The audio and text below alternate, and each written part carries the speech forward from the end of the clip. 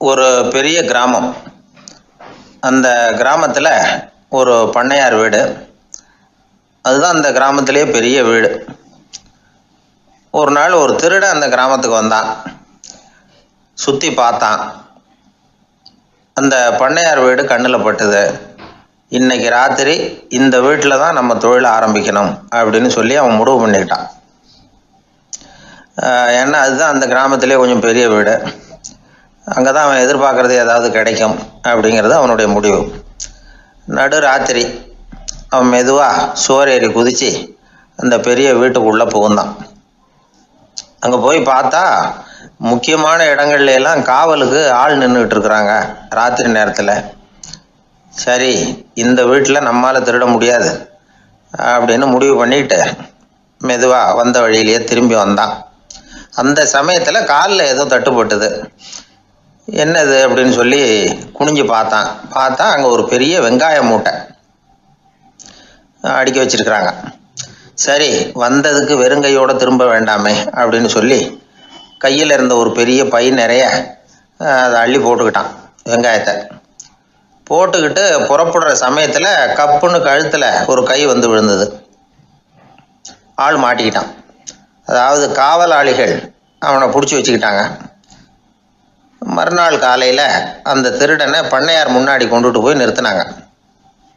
ஐயா, இந்த ஆள் ராத்திரி நம்ம வீட்டில் திருடுறதுக்காக வந்தான். வெங்காயத்தை அள்ளிட்டு புறப்படுறப்போ மாட்டிக்கிட்டான் அப்படின்னாங்க. அவர் பார்த்தார். என்னப்பா இவங்க சொல்கிறது உண்மைதானான்னு கேட்டார். ஆமான்னு ஒத்துக்கிட்டான் அந்த ஆள். பண்ணையார் அதுக்கப்புறம் கொஞ்சம் யோசனை பண்ணார். அப்புறமா தீர்ப்பு வழங்கினார். இதை பாருப்பா, நீ இங்கே திருட வந்தது குற்றம். அதுக்காக நீ 100 ரூபாய் அபராதம் செலுத்தணும், அல்லது 100 கசையடிகள் வாங்கணும். அதுவும் இல்லைன்னா நீயே திருடுன அவ்வளவு வெங்காயத்தையும் பச்சையா என் கண் முன்னாடியே சாப்பிட்டுடணும். இதில் எந்த தண்டனையை ஏற்றுக்கிறது அப்படிங்கிறத பற்றி நீயே யோசனை பண்ணி முடிவு எடுத்துக்கலாம் அப்படின்னு சொல்லிவிட்டார். அதாவது இவனே முடிவு பண்ணிக்க வேண்டியது. 100 ரூபா பணம் கட்டுறியா, இல்லது சாட்டை அடி வாங்குறியா, அல்லது வெங்காயத்தை சாப்பிட்றியா, இதுதான் அவர் கொடுத்தது. நீயே முடிவு பண்ணி சொல்லுன்னு விட்டார். திருடன் கொஞ்சம் நேரம் யோசனை பண்ணி பார்த்தான். அவனுக்கு இருக்கிறதுலே ரொம்ப சுலபமாக தெரிஞ்சது இந்த வெங்காயத்தையே சாப்பிட்டுட்றேன்ட்டான். ஐயா, நான் இந்த வெங்காயத்தையே சாப்பிட்டுட்றேன், அதுதான் எனக்கு கொஞ்சம் சுலபமாக தெரியுதுன்னா சரின்னு விட்டார் பண்ணையார். அப்படியே எல்லாத்தையும் கொண்டு கொட்டினாங்க. ஒவ்வொன்றா எடுத்து சாப்பிட ஆரம்பித்தான். கொஞ்ச நேரம் சுவாரஸ்யமாக சாப்பிட்டான். அதுக்கப்புறம் வாய் எரிய ஆரம்பிச்சுட்டுது. கண்ணு ரெண்டும் செவந்து போச்சு. கண்ணில் இருந்து தார தாரையாக கண்ணீர் வழிய ஆரம்பிச்சுட்டுது.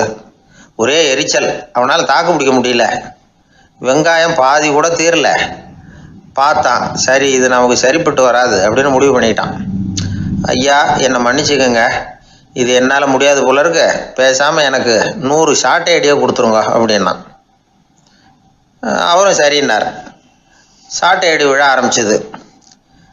அதுவும் ஆரம்பத்தில் ஒரு மாதிரியாக இருந்தது. ஒரு 60 அடிகள் விழுற வரைக்கும் தாங்கினான். அதுக்கு மேலே அவனால் முடியல, தாக்கு பிடிக்க முடியல. ஐயா, என்னை மன்னிச்சுக்கோங்க அப்படின்னு மறுபடியும் பண்ணையார் காலில் விழுந்தான். ஐயா, இதுவும் எனக்கு சரிப்பட்டு வராது போல இருக்கு, பேசாமல் 100 ரூபா அபராதமே கட்டிவிட்றேன் அப்படின்னா. அதே மாதிரி பணத்தை எடுத்து கொடுத்துட்டு அவன் பாட்டுக்கு போனான். இப்படி ஒரு கதை உண்டு. இந்த கதையை உலக புகழ்பெற்ற மனோதத்துவ மேதை எம் ஸ்காட் பெக் ஒரு உதாரணமாக எடுத்து சொல்கிறார். எதுக்காக அவர் எடுத்து சொல்கிறாருன்னா, இந்த முடிவெடுக்கும் திறன் அப்படிங்கிறத விளக்கிறதுக்காக. வாழ்க்கையில் முடிவெடுக்கிற திறன் நம்ம ஒவ்வொருத்தருக்கும் ரொம்ப அவசியம். எந்த சந்தர்ப்பத்தில் எப்படி முடிவெடுக்கிறோம் அப்படிங்கிறத வச்சு தான் நம்ம வாழ்க்கை அமையும். எவ்வளவு தான் பணம் இருந்தாலும் சரி, எவ்வளவு தான் படிச்சிருந்தாலும் சரி, இந்த முடிவெடுக்கிற திறன் சரியா இல்லைன்னா வாழ்க்கையில் பல சறுக்கல்களை சந்திக்க வேண்டியிருக்கும். நாம் முடிவுகள் எடுத்தால் அந்த முடிவுகளால் ஏற்படக்கூடிய விளைவுகளுக்கு நாம் பொறுப்பு ஏற்க வேண்டியிருக்குமே அப்படிங்கிற பயத்தினால முடிவெடுக்கிற அதிகாரத்தை பல சமயங்களில் நாம் மற்றவங்களுக்கு தாரவாத்து கொடுத்துட்றோம். நாமே முடிவெடுக்கக்கூடிய திறமையை வளர்த்துக்கிறது தான் ரொம்ப முக்கியம். ஒருத்தர் சொன்னார், சார், சின்ன சின்ன பிரச்சனைகள்ல எல்லாம் எங்கள் வீட்டில் என் மனைவி முடிவு எடுக்க விட்டுருவேன், பெரிய பிரச்சனைகள்ல எல்லாம் நான் தான் முடிவெடுப்பேன் அப்படின்னார். பரவாயில்லையே அப்படின்னு சொல்லி சின்ன சின்ன பிரச்சனைகள்னா எதுங்க அப்படின்னு கேட்டேன். ஒன்றும் இல்லை, இந்த வீட்டு வருமானத்தை பெருக்கிறது எப்படி, வீட்டு செலவை சரி கட்டுறது எப்படி, வீட்டு செலவுக்கு வாங்கியிருக்கிற கடனை அடைக்கிறது எப்படி, இதெல்லாம் சின்ன சின்ன பிரச்சனைகள். என் மனைவி கிட்ட முடிவு எடுக்கிற விஷயத்தை விட்டுருவேன்னார். பெரிய பிரச்சனை தான் நான் எடுத்துக்குவேன்னார். அப்படின்னா பெரிய பிரச்சனைன்னா எது சார் அப்படின்னு கேட்டேன். அது என்னென்னா, இந்த உலக பொருளாதாரத்தை மேம்படுத்துறது எப்படி, 21ஆம் நூற்றாண்டில் என்னென்ன சவால்களை சந்திக்க வேண்டியிருக்கும் உலகம், இதெல்லாம் நான் பார்த்துக்குவேன் அப்படின்னார். பாருங்க, இது பிரச்சனைகள்லேருந்து தப்பிக்கிற வழி. அதனால் வாழ்க்கையில் பிரச்சனைகளை சந்திக்கிறதுக்கு தயங்கக்கூடாது. அதே மாதிரி சரியான நேரத்தில் சரியான முடிவு எடுக்கிறதுக்கு நாம் கற்றுக்கணும். அது ரொம்ப முக்கியம். அந்த மரத்தின் உச்சியில் ஒரு பறவை கூடு, ஏதோ ஒரு பறவை கூடு கட்டியிருந்தது. அது என்ன பறவைன்னா ராஜாளி. ஒரு குரங்கு அந்த மரத்து கிளையில தாவி தாவி குதிச்சுக்கிட்டு இருந்தது. அப்போ இந்த கூட்டில் இருந்த முட்டை அது கண்ணில் போட்டுவிட்டுது. அதுக்கப்புறம் அது சும்மா இருக்குமா? விளையாட்டா ஒரு முட்டையை எடுத்தது, மரத்தை விட்டு கீழே இறங்குச்சு. கீழே ஒரு குப்பை மேட்டில் ஒரு கோழி சில முட்டைகளை அது பாட்டுக்கு இட்டு வச்சிருந்தது. குரங்கு தன் கையில் இருந்த ராஜாளி பறவையோட முட்டையை அந்த கோழி முட்டைகளோட சேர்த்து போட்டுட்டு போயிட்டுது. கோழி வந்தது, பார்த்தது, அதுக்கு ஒன்றும் வித்தியாசம் புரியல. தன்னுடைய முட்டைகளோடு சேர்த்து அந்த ராஜாளி முட்டையையும் சேர்த்து அடைகாத்துது. கொஞ்ச நாளில் குஞ்சுகள்லாம் பொரிச்சுது, எல்லாம் முட்டை விட்டு வெளியில் வந்தது. ராஜாளி பறவையோட குஞ்சு அந்த கோழி குஞ்சுகளோடவே சேர்ந்து வளர்ந்தது. மற்ற கோழி குஞ்சுகள் போலவே இதுவும் குப்பையை கிளறிச்சு புழு பூச்சிகளை சாப்பிட்டுது. காக்கைகள் தாக்கிறதுக்கு வந்ததுன்னா மற்ற கோழி குஞ்சுகள் மாதிரியே இதுவும் பயந்து போய் தாய் கோழியின் சிறகுகளுக்கு உள்ளே ஒளிஞ்சிக்கும். இப்படியே கொஞ்ச காலம் போச்சு. குஞ்சுகள்லாம் வளர்ந்து பெருசாகிட்டுது. சிலது சேவல்கள் ஆச்சு, சிலது கோழிகள் ஆச்சு. அந்த ஒன்று மட்டும் ராஜாளி ஆச்சு. ஆனால் ஒரு விஷயம், தான் ஒரு ராஜாளிங்கிறது அந்த பறவைக்கு தெரியாது. தன்னையும் ஒரு கோழின்னே அது நினச்சிக்கிட்டு இருக்கு. அப்படி நினச்சிக்கிட்டு குப்பை மேட்டை கிளறிக்கிட்டு இருக்கு. ஒரு நாள் சாயந்தர நேரம் இந்த ராஜாளி பறவை கீழே அது பாட்டுக்கு வழக்கம் போல குப்பையை கிளறிக்கிட்டு இருக்குது. அப்போ அண்ணாந்து பார்க்குது. வானத்தில் உயரத்தில் கூட்டமாக ராஜாளி பறவைகள் உல்லாசமாக வட்டம் அடித்து பறந்துக்கிட்டு இருக்கு. அதே இது பார்க்குது. இதுக்கு மனசுக்குள்ள ஏக்கமாக போச்சான். அப்போது இதுக்கு ஆண்டவன் பேரில் கோபம் வந்துதான். ஆண்டவனுக்கு என் பேரில் ஏன் இந்த ஓர வஞ்சனை, என்னையும் ஒரு ராஜாளியாக படைச்சிருந்தா நானும் கூட இந்நேரம் ஆகாயத்தில் உல்லாசமாக பறந்துக்கிட்டு இருப்பேனே அப்படின்னு நினச்சி வருத்தப்பட்டு தான். இது வேடிக்கையாக இருக்குல்ல. ஒரு வகையில் பார்த்தா நாம் கூட இந்த ராஜாளி பறவை மாதிரி தான் வாழ்ந்துக்கிட்டு இருக்கோம் அப்படிங்கிறார் ஒரு உளவியல் நிபுணர். நம்மால் எவ்வளவு வேலை செய்ய முடியும் அப்படின்னு நாம் நினச்சிக்கிட்டு இருக்கிறோமோ அதை விட பல மடங்கு நம்மால் வேலை செய்ய முடியுமா, பல மடங்கு வேகமாகவும் வேலை செய்ய முடியும் அப்படிங்கிறார் அவர். நம்முடைய முழுமையான பலம் என்னங்கிறது நமக்கே தெரியறதில்ல, அதுதான் கஷ்டம். நம்முடைய பலம் தெரியாததுனால தான் நாம் எதுக்கு எடுத்தாலும் பயந்துக்கிட்டு இருக்கிறோம். ஒரு ஆள் இருந்தான், அவனுக்கு எப்படின்னா கோழியை கண்டா பயப்படுவான். ஏன் கோழியை கண்டா பயம்னா, அவனுக்கு மனசுக்குள்ள தான் ஒரு புழுன்னு நினைப்பு. தன்னை ஒரு புழுவா நினைக்கும் பொழுது, புழுன்னா கோழி கொத்தும்ல, அதனால கோழியை கண்டு பயப்பட ஆரம்பிச்சிட்டான். இவன் நடுங்கிடுவான். எதிரில் கோழி வந்ததுன்னா உடம்பு பூரா நடுங்க ஆரம்பிச்சிடும். வீட்டில் இருக்கிறவங்க பார்த்தாங்க. இவனை அழைச்சிட்டு போய் ஒரு மனநோய் மருத்துவமனையில் சேர்த்துட்டாங்க. அங்கே உள்ள டாக்டர் இவருக்கு சிகிச்சையெல்லாம் கொடுத்தார். ஒரு வாரம் இவனை தங்க வச்சு வேண்டிய சிகிச்சையெல்லாம் கொடுத்து மன ரீதியாக அவனை மாற்றி, சரி இனிமேல் நீ வீட்டுக்கு போகலாம்னு சொல்லி அனுப்பி வச்சார்.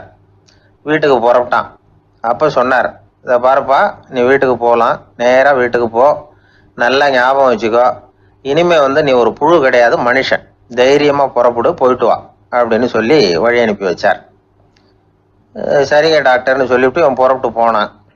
பாதி வழி போயிருப்பான். லேசாக நிமிர்ந்து பார்க்குறான், எதிரில் ஒரு கோழி வந்துக்கிட்டு இருக்கு.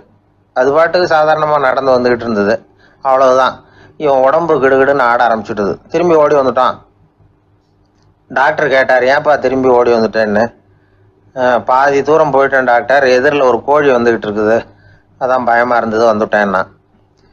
டாக்டருக்கு ஒரு மாதிரி ஆகிடுது. அவர் சொன்னார், இதை பாருப்பா, நான் தான் சொன்னேனே, நீ ஒரு புழு இல்லை, மனுஷன். இனிமேல் நீ புழு கிடையாது, நீ ஒரு மனுஷன். நீ ஒரு புழு இல்லைங்கிறது இன்னமும் உனக்கு புரியலையா அப்படின்னார் டாக்டர். நான் புழு இல்லைங்கிறது எனக்கு தெரிஞ்சுட்டுது டாக்டர், இது அந்த கோழிக்கு தெரியுமான்னு தெரியலையே அப்படின்னா. இவெல்லாம் எந்த காலத்தில் மாறுறது? அதனால் வாழ்க்கையில் வெற்றி பெறணும் அப்படின்னு நினைக்கிறவங்க யாராக இருந்தாலும் தன்னுடைய பலம் என்ன அப்படிங்கிறத முதல்ல புரிஞ்சுக்கணும். தன்னுடைய சக்தியை புரிஞ்சுக்கிட்டவன் வெற்றி பெறுவது நிச்சயம். எது ரொம்பவும் கஷ்டமான காரியம் அப்படின்னு கேட்டார் ஒருத்தர். ஒருத்தருக்கு ஒருத்தர் சண்டை போடாமல் இருக்கிறது தான் ரொம்ப கஷ்டமான காரியம் அப்படின்னு தோணுது. ஒரு நாட்டுக்கும் இன்னொரு நாட்டுக்கும் சண்டை, நாட்டுக்குள்ளேயே ஒரு குரூப்புக்கும் இன்னொரு குரூப்புக்கும் சண்டை. ஏன் சண்டை போட்டுக்கிறீங்கன்னு கேட்டு பாருங்கள். நாங்கள் சமாதானத்துக்காக தான் சண்டை போட்டுக்கிறோம் அப்படிம்பாங்க. வாழறதுக்காக பிறந்த மனுஷன் லட்சியத்துக்காக உயிரை விட தயார் அப்படின்னு சொல்லிகிட்டு இருப்பான். அப்படி உயிரை விடுறவங்கள நாமளும் பாராட்டுவோம். ஆனால் ஒன்றும் இல்லாத விஷயங்களுக்கெல்லாம் சண்டை போடுறவங்களெல்லாம் அப்படிப்பட்டவங்களையும் சரி உயிரை விடுறவங்களையும் சரி என்னென்னு சொல்கிறது? யுத்தங்களாலேயும் சண்டைகளாலேயும் நாம் அடையிறது என்னங்கிறது ஒரு பக்கம் இருக்கட்டும், இழக்கிறது என்ன தெரியுமா? ஏராளமான உயிர்கள். ரத்தம் சிந்துறதுக்கு நான் தயார் அப்படின்னு மார்தட்டி சொல்லலாம். ஆனால் ரத்தம் சிந்தினா உயிர் காத்துக்கிட்டு இருக்க தயார் இல்லை. அதாவது உயிர் நமக்காக காத்துக்கிட்டு இருக்க தயார் இல்லை. இழக்கிற ரத்தத்தை ஈடுகட்டினா தான் உயிரை காப்பாற்ற முடியும். அதனால் இது சம்மந்தமாக ஆராய்ச்சி செய்கிற கட்டாயம் ஏற்பட்டு போச்சு. அதோட விளைவாக புதுசாக ஒன்றை கண்டுபிடிச்சிருக்கிறாங்க. அதுதான் செயற்கை ரத்த பொடி. இப்போ இந்த திடீர் சாம்பார் பொடி, திடீர் ரசப்பொடி, திடீர் காப்பி பொடி இப்படிலாம் சொல்கிறோம்ல, அது மாதிரி இது திடீர் ரத்த பொடி. இஸ்ரேல் ஒரு சின்ன நாடு, மக்கள் தொகை குறைச்சல், அதோட போர்கள் வேறு. அதனால் காயம்பட்டவங்களை காப்பாற்றியே தீர வேண்டிய கட்டாயம். காப்பாற்றணும்னா ரத்த இழப்பை தடுக்கணும். அப்படின்னா உடனடியாக புது ரத்தம் செலுத்தி ஆகணும். திடீர்னு ரத்தம் வேணும்னா எங்கே போகிறது? அதுவும் கிடைக்கிற ரத்தம் சேர்கிற குரூப்பாக இருக்கணும். ஒரு வேடிக்கை பார்த்தீங்களா, நான் வேறு குரூப்பு நீ வேறு குரூப்புன்னு இவன் சண்டை போடுறான். இதில் அடிபட்டவனுக்கு ரத்தம் கொடுக்க போனால் அதுலேயும் அது வேறு வேறு குரூப்பாக இருக்குது. அது ரத்தமும் வேறு வேறு குரூப்புன்னு சொல்லிகிட்டு இருக்குது. எந்த குரூப்பு ரத்தம் வேணும்? அது உடனடியாக கிடைக்கலன்னா என்ன பண்ணுறது? இப்படிப்பட்ட கஷ்டம்லாம் நமக்கு வந்துடுது. இதுக்காக தான் விஞ்ஞானிகள் இந்த ரத்த பொடியை கண்டுபிடிச்சிருக்கிறாங்க. அதாவது ஒரு ஆள் அடிபட்டு போட்டான்னு வச்சுங்களேன், அவனுக்கு ரத்தம் கிடைக்கல. உடனே என்ன பண்ணலாம்? இந்த சுத்தப்படுத்தப்பட்ட தண்ணீரை கொஞ்சம் எடுத்துக்க வேண்டியது, அதில் இந்த ரத்த பொடியை கரைக்க வேண்டியது. இப்போ இந்த செயற்கை ரத்தம் தயாராகிட்டுது. இதை அந்த ஆள் உடம்புல ஏற்றி விட்டுற வேண்டியது. இயற்கையாக நம்ம உடம்பில் இருக்கிற ரத்தம் என்னென்ன வேலை செய்யுதோ அதே வேலையை இதுவும் செய்யும். அதாவது ஆக்சிஜனை உடம்புல எல்லா இடத்துக்கும் எடுத்துகிட்டு போகுது. அந்த வேலையை இந்த செயற்கை ரத்தமும் செஞ்சுருது. ஆனால் ஒரு விஷயம், இந்த செயற்கை ரத்தம் ஒரு அவசரத்துக்கு தான் உபயோகப்படுத்தலாம், ஒரு முதல் உதவி மாதிரி. அதை அப்படியே நிரந்தரமாக விட்டுற முடியாது. பின்னாடி தேவையான குரூப்பு உண்மையான ரத்தம் கிடைச்ச உடனே அதை செலுத்திக்கணும். உண்மையான ரத்தத்தை 20லேருந்து 40 நாள் வரைக்கும் தான் பாதுகாக்க முடியும். அதுவும் குளிர்பதன பெட்டியில். அதுக்குள்ளே உபயோகப்படுத்தலைன்னா அது வீணாக போயிடும். இந்த ரத்த பொடி அப்படி இல்லை, எவ்வளோ நாள் வேணும்னாலும் அப்படியே வச்சுருக்கலாம். குளிர்பதன பெட்டியும் தேவையில்லை. ஆனால் ஒன்று, இது தண்ணியில் கலந்து செயற்கை ரத்தமாக ஆக்கிவிட்டா அதோட வலு 72 மணி நேரம் தான். அதாவது 3 நாள். அதுக்குள்ளே அந்த ஆசாமியை எங்கேயாவது ஆஸ்பத்திரிக்கு தூக்கிட்டு போய் உண்மையான ரத்தத்தை கொடுத்துடணும்.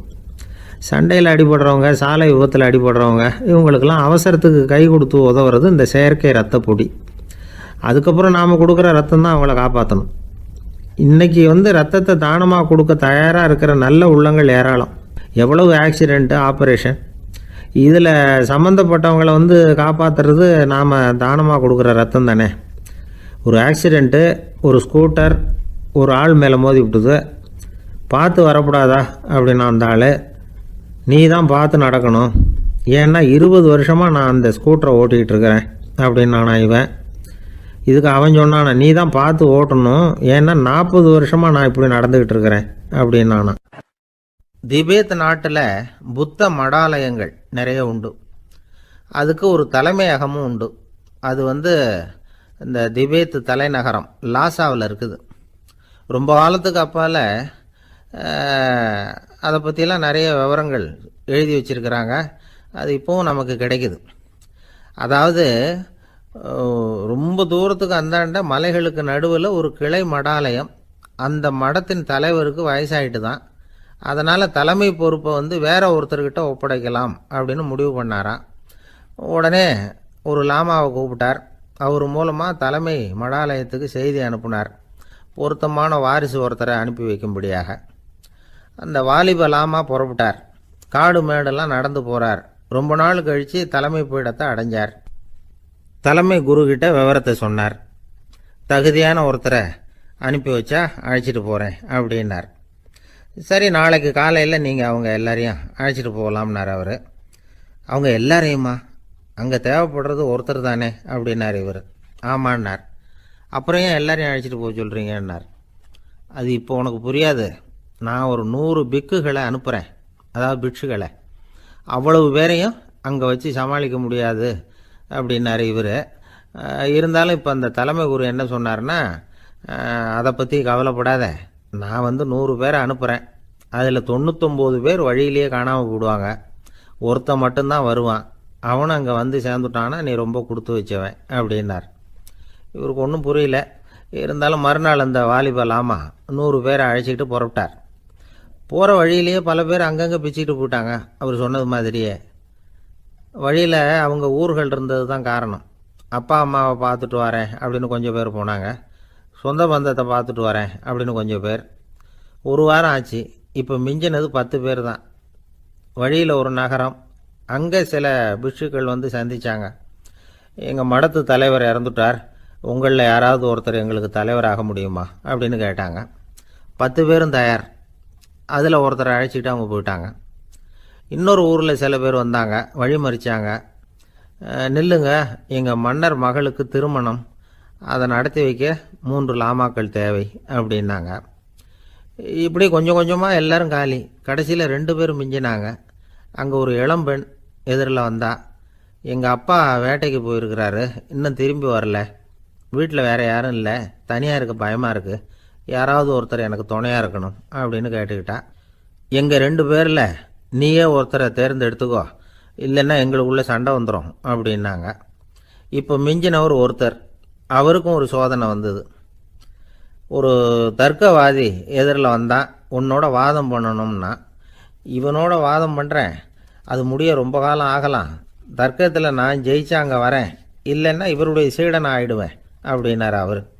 கடைசியாக அழைக்க வந்த வாலிப லாமா மட்டும் வெறுங்கையோடு திரும்பி போனார். அங்கே இருந்த வயசான மடாதிபதி கேட்டார், எத்தனை பேர் அங்கேருந்து புறப்பட்டீங்கன்னார். என்னையும் சேர்த்து 101ன்னார் அவர். நல்லது, நீயாவது திரும்பி வந்தியே, அதுதான் எனக்கு போதும். ஏன்னா நீ தான் எனக்கு உண்மையான வாரிசு. அந்த 100 பேரில் யாரும் வரமாட்டாங்க அப்படின்னார் அவர். ஏன்னா அவருக்கு தெரியும் இவர் ஒருத்தர் தான் திரும்பி வருவாருங்கிறது. திபேத்தில் ஒரு பழங்கால பழமொழி உண்டாம், 100 பேர் செல்லலாம், எப்பொழுதாவது ஒருவன் அபூர்வமாக அடைய வேண்டிய இடத்தை அடைவான். இதுதான் அந்த பழமொழி. ஒரு உன்னதமான இலக்கை அடையணும்னா அது அவ்வளவு சுலபமான காரியம் இல்லை. இந்த காலத்து மடாலயம் ஒன்று, அதில் ஒரு தலைவர், அவருக்கு வயசாகிட்டுது, தனக்கு ஒரு வாரிசை நியமிக்கணும் அப்படின்னு ஆசைப்பட்டார்.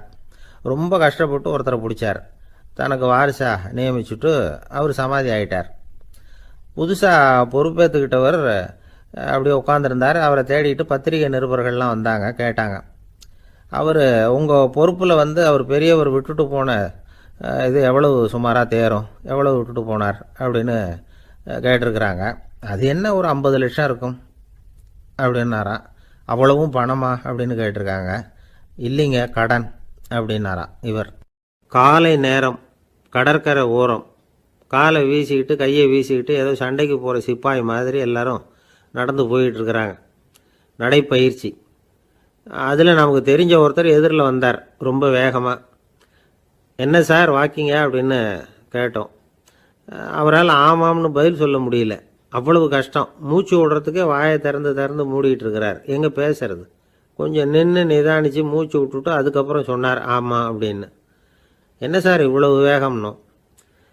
உங்கள் பேச்சை கேட்டுவிட்டு தான் சார் நடக்க ஆரம்பித்தோம். நீங்கள் தான் அடிக்கடி சொல்லிகிட்டு இருந்தீங்க நடக்கிறது நல்லதுன்னு.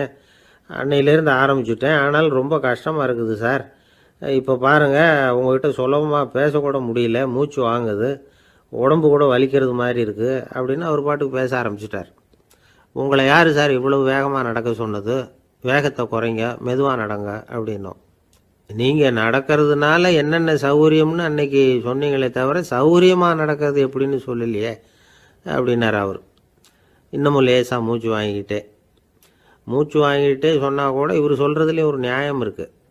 அதனால் இந்த நடைப்பயிற்சி பண்ணுறவங்க கவனிக்க வேண்டிய சில முக்கியமான குறிப்புகள் இருக்குது. அது என்னென்னங்கிறத அவங்க தெரிஞ்சுக்கணும். அது தெரிஞ்சு வச்சுக்கிறது நல்லது. இதெல்லாம் மருத்துவ நிபுணர்கள் சொல்கிற குறிப்புகள். அவங்க என்ன சொல்கிறாங்க தெரியுமா? உங்கள் வயசு 40க்கு மேலேயா? உங்கள் எடை இருக்க வேண்டியதை விட 10 கிலோ அதிகமாக இருக்குதா? நீங்கள் புகை பிடிக்கிறவரா? இதய நோய், இரத்த நாள நோய், உயர் இரத்த அழுத்தம் இப்படி ஏதாவது உங்களுக்கு உண்டா? அப்படின்னா நீங்கள் உங்கள் இஷ்டத்துக்கு வரிஞ்சு கட்டிக்கிட்டு நடைப்பயிற்சி பண்ண ஆரம்பிச்சிடாதீங்க. முதல்ல ஒரு மருத்துவ பரிசோதனை பண்ணிக்கோங்க, அதுதான் நல்லது அப்படின்னு அவங்க சொல்கிறாங்க. நடக்கிறப்போ, உடற்பயிற்சி செய்கிறப்போ மார்பு பகுதியில் அல்லது வேறு எங்கேயாவது தொடர்ந்து வலி இருந்ததுன்னா பயிற்சியை நிறுத்தி விட்டு டாக்டரை போய் பார்க்கணும். நடைப்பயிற்சி பண்ணுறப்போ உங்கள் சக்திக்கு தகுந்த மாதிரி மெதுவாக அதிக கஷ்டம் இல்லாமல் முன்னேறலாம். அங்கே என்ன போட்டியாக வைக்கிறாங்க? முந்திக்கிட்டு போய் என்ன பண்ண போகிறோம்? பரிசாக வாங்க போகிறோம். அதனால் நிதானம் அவசியம் அப்படிங்கிறது அவங்க ஆலோசனை. தொந்தரவு கொடுக்காத ஷூ, ட்ரெஸ்ஸு இதுகளை உபயோகப்படுத்துங்க. பாதத்தில் ஆடு தசை இருக்குல்ல, அங்கே ஏதாவது பிரச்சனை இருந்ததுன்னா டாக்டரை பாருங்கள். அந்த பாதத்தில் வலி வரும் அந்த இடத்துல. வெயில் காலமாக இருந்தால் தலைக்கு தொப்பி வச்சுக்கோங்க. பனியில் நடந்தாலும் அப்படி தான். தலையை பத்திரமா பார்த்துக்குங்க. நம்மக்கிட்ட ஏதோ கொஞ்சம் உருப்படியாக தெரியறது அதுதானே. உடற்பயிற்சிக்கு முன்னாடி பின்னாடி பயிற்சி செய்கிறப்போ நிறைய தண்ணி குடிக்கலாமா. முதல் 1 மாதத்துக்கு கொஞ்சம் தளர்த்தியாக சாவகாசமாக நடக்கலாம். மணிக்கு 3 அல்லது 4 கிலோமீட்டர் வேகம்னு வச்சுங்களேன். அதுக்கப்புறம் வேகத்தை அதிகப்படுத்தலாம். மணிக்கு 6 அல்லது 8 கிலோமீட்டர் அளவுக்கு நடக்கலாம். நல்லா கையை வீசிக்கிட்டு நடக்கணும். மூச்சு விடுற எண்ணிக்கை அதிகரிக்கணும். இது மாதிரி ஒரு 30 நிமிஷம் நடக்கலாம். தனியாக நடந்து போகிறதுக்கு உங்களுக்கு என்னமோ மாதிரி இருக்குதா? கூட யாரையாவது சேர்த்துக்குங்க. ஒரு குரூப்பாக சேர்ந்து போகலாம். நடக்கிறதுங்கிறத ஒரு சந்தோஷமான சமாச்சாரமாக ஆக்கிக்கணும். தினம் இப்படி நடக்க வேண்டி இருக்குதே அப்படின்னு புலம்பிக்கிட்டே போகக்கூடாது. சில பேர் நடக்கிறப்போ கடந்த காலத்தை அசை போட்டுக்கிட்டே போவாங்க. சில பேர் வருங்காலத்தை அசை போட்டுக்கிட்டே போவாங்க. சில பேர் முக்கியமான திட்டம்லாம் இப்படி நடக்கிறப்ப தான் தீர்மானம் பண்ணுவாங்க. நடக்கிறதுனால மன இறுக்கம் குறையுது, பரபரப்பு குறையுது, மன ஆற்றல் பெருகுது, தன்னம்பிக்கை வளருது, முதுமை தள்ளி போகுது, செயல்திறன் அதிகரிக்குது. இதை தவிர உடம்புக்கும் பல விதமான சௌகரியங்கள் ஏற்படுது.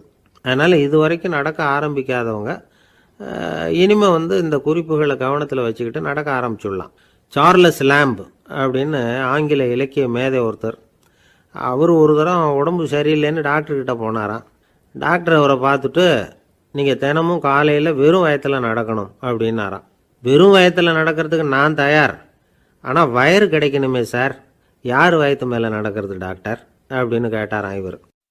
வயிறு பசிக்குதேங்கிறது சிலரோட கவலை, வயிறு பசிக்க மாட்டேங்குதே அப்படிங்கிறது சில பேரோட கவலை.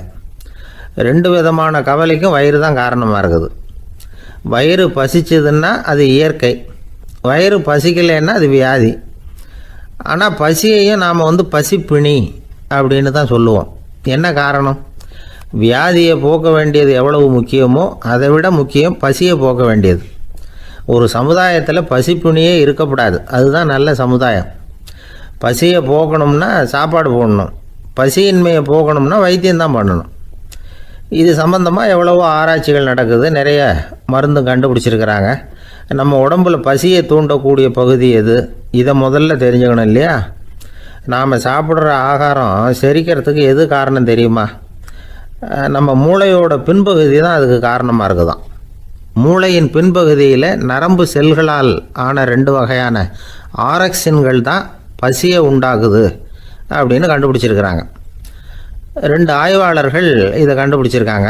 அவங்க 2 பேரும் டெக்சாஸ் பல்கலைக்கழகத்தில் ஹார்வர்டு ஹக்ஸ் மருத்துவ கல்வி நிலையத்தில் பணிபுரிகிறவங்களாம்.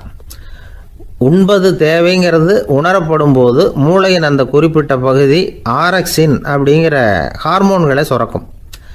அது பசி உணர்வை தூண்டும் அப்படிங்கிறது தான் அந்த ஆய்வாளர்களின் கண்டுபிடிப்பு. இந்த ஆரக்சின் வேறு சில உயிரினங்கள்லேயும் உண்டு. இப்போ எலிகளில் கூட இது இருக்குது. அதனால் எலிகளை வச்சு இது சம்பந்தமாக ஆராய்ச்சி பண்ணாங்க. எலிகள் உடம்பில் ஆரக்சினை செலுத்தி பார்த்தாங்க. உடனே என்னாச்சு தெரியுமா? அந்த எலியெல்லாம் பசியால் துடிக்க ஆரம்பிச்சுட்டுது. எதையாவது தின்னு பசியை தீர்த்தா போதுங்கிற அளவுக்கு அந்த எலிகள்லாம் அல்லாட ஆரம்பிச்சுட்டுது. இயல்பாக சாதாரணமாக அந்த எலிகள் எவ்வளவு சாப்பிடுமோ அது மாதிரி 8 முதல் 10 மடங்கு அதிகமான ஆகாரத்தை 1 மணி நேரத்துக்குள்ளே சாப்பிட்டு தீர்த்துட்டு தான். சில எலிகளின் மூளையில் இந்த ஆரக்சின் அளவை கட்டுப்படுத்தி பார்த்துருக்குறாங்க. உடனே என்னாச்சு தெரியுமா, அதெல்லாம் சாப்பாட்டை கண்டா முகத்தை திருப்பிட்டு போக ஆரம்பிச்சுட்டு தான். அந்த எலிகளுக்கு பசி எடுக்கலையாம். இந்த ஆராய்ச்சியின் அடிப்படையில் பசியை எடுக்காமல் இருக்கிற மனிதர்களுக்கும் பசியை தூண்ட முடியும் அப்படின்னு சொல்லி ஆராய்ச்சியாளர்கள் தெரிவிச்சிருக்கிறாங்க. ஆக ஆரக்சின் தான் பசிக்கு காரணம்ங்கிறது தெரிஞ்சு போச்சு. சரி, இந்த ஆரக்சின் அப்படின்னா என்ன? அது ஒரு கிரேக்க சொல். அதுக்கு பசின்னு அர்த்தம். நம்ம ஆளுங்களுக்கெல்லாம் பசியை தூண்டுறதுக்கு மருந்து தேவையில்லை, பசியை குறைக்கிறதுக்கு தான் மருந்து தேவை. ஒரு அம்மா டாக்டரை தேடி வந்தாங்களாம். டாக்டர், எங்கள் வீட்டுக்காரருக்கு திடீர்னு அகோர பசி, நிறைய சமைச்சு போடுறேன், அவ்வளவையும் சாப்பிட்டுட்டு கீழே கிடக்கிற குப்பை கூலங்களையும் எடுத்து சாப்பிட ஆரம்பிச்சுட்றார், என்னன்னு கவனித்து பாருங்கள் அப்படின்னாங்களாம். எவ்வளவு நாளாக அப்படி இருக்குதுன்னு கேட்டிருக்காரு டாக்டர். 1 வாரமாக அப்படி இருக்குதுன்னாங்களாம். இவ்வளவு நாளாக ஏன் சும்மா இருந்தீங்க, ஆரம்பத்திலே இங்கே அழைச்சிட்டு வர வேண்டியது தானே அப்படின்னாரான் டாக்டர். அது ஒன்றும் இல்லை டாக்டர், வீடு பூரா சுத்தமாகட்டுமேன்னு பார்த்துக்கிட்டு இருந்தேன் அப்படின்னாங்களாம் அந்த அம்மா. ஒருத்தர் ஓடி வந்தார், இன்னொருத்தரை பார்த்து, சார் உங்கள் சைக்கிளை ஒரு நாள் இரவல் கொடுங்களேன், பக்கத்து ஊருக்கு போயிட்டு வர வேண்டியிருக்கு அப்படின்னார். இவர் சைக்கிளை கொடுத்து பத்திரமா கொண்டுட்டு போங்கன்னார். சார், இதை பத்திரமா கொண்டு போகிறேன், கவலையே வேணாம், ஏன்னா இது உங்களோட சைக்கிள் அப்படின்னு நான் நினைக்கல, என்னோட சைக்கிளாக நினைக்கிறேன் அப்படின்னார். அதுக்கப்புறம் தான் இவருக்கு உண்மையாகவே பயம் வந்துட்டுது. ஏன்னா அவர் சொன்னது மாதிரி அதை தன்னோட சைக்கிளாகவே நினச்சி தள்ளிட்டு போட்டால் என்ன பண்ணுறது? எது எதை நம்முடையதாக நினைக்கணுங்கிறதுக்கு ஒரு வரையறை இருக்குது. சில பேர் ஆஃபீஸையே வீடாக நினச்சி விடுறது உண்டு. அப்படிப்பட்டவங்க கூட வீட்டை ஆஃபீஸாக நினைக்கிறதில்ல. ஏன்னா வீட்டில் இவர் ஆஃபீஸராக நடந்துக்க முடியறதில்ல. இதெல்லாம் ஒரு பக்கம் இருக்கட்டும், இப்போ விஷயத்துக்கு வருவோம். பொறியியல் மேதை டாக்டர் விஸ்வேஸ்வரய்யா இருந்தார் இல்லையா, பாரத ரத்னா விருதெல்லாம் கொடுத்தாங்களே. ஆஃபீஸ் வேலை வேற, சொந்த வேலை வேற அப்படிங்கிறதுக்கு ஒரு உதாரணமாக இருந்தவர் அவர். மைசூர் மகாராஜா கிட்ட திவானா இருந்தார். அவர் ஒரு நாள் அரசாங்க வேலை காரணமாக வெளியூர் போயிருந்தார். ஹாசன்கிற ஊருக்கு பக்கத்தில் ஒரு பயண மாளிகை, அங்கே தங்கிவிட்டார். ராத்திரி அங்கே தங்கி இருந்துட்டு விடிஞ்சதும் ஊருக்கு திரும்புறதாக திட்டம். ராத்திரி தூங்கிறதுக்கு ரொம்ப நேரம் ஆயிட்டுது. ரொம்ப நேரம் வரைக்கும் அரசாங்க சம்பந்தப்பட்ட வேலைகளையே பார்த்துக்கிட்டு இருக்கிறார். அரசாங்க ஃபைல்கள் நிறைய இருந்தது. அதையெல்லாம் ஒவ்வொன்றா எடுத்தார், படித்து பார்த்தார், பரிசீலனை பண்ணார். அதில் எழுத வேண்டியதை எழுதினார், கையெழுத்து போட்டார். ஒரு வழியாக அந்த வேலையெல்லாம் முடிஞ்சுது. அதுக்கப்புறம் என்ன பண்ணார்னா, தன்னுடைய சூட்கேஸை திறந்தார். அதிலிருந்து 2 மெழுகுவத்தியை எடுத்து கொளுத்தி வச்சார். அந்த பயண மாளிகையில் அது வரைக்கும் எரிஞ்சிக்கிட்டு இருந்த மின்சார விளக்குகளை அணைச்சிட்டார். அதுக்கு பிறகு அந்த மெழுகுவத்தி வெளிச்சத்தில் சில புத்தகங்களை தொடர்ந்து படிக்க ஆரம்பிச்சிட்டார். அந்த பயண மாளிகையில் பணியாளராக இருந்தவர் இதை பார்த்துட்டு ஓடி வந்தார். மறுபடியும் மின் விளக்கை போடுறதுக்காக போனார்.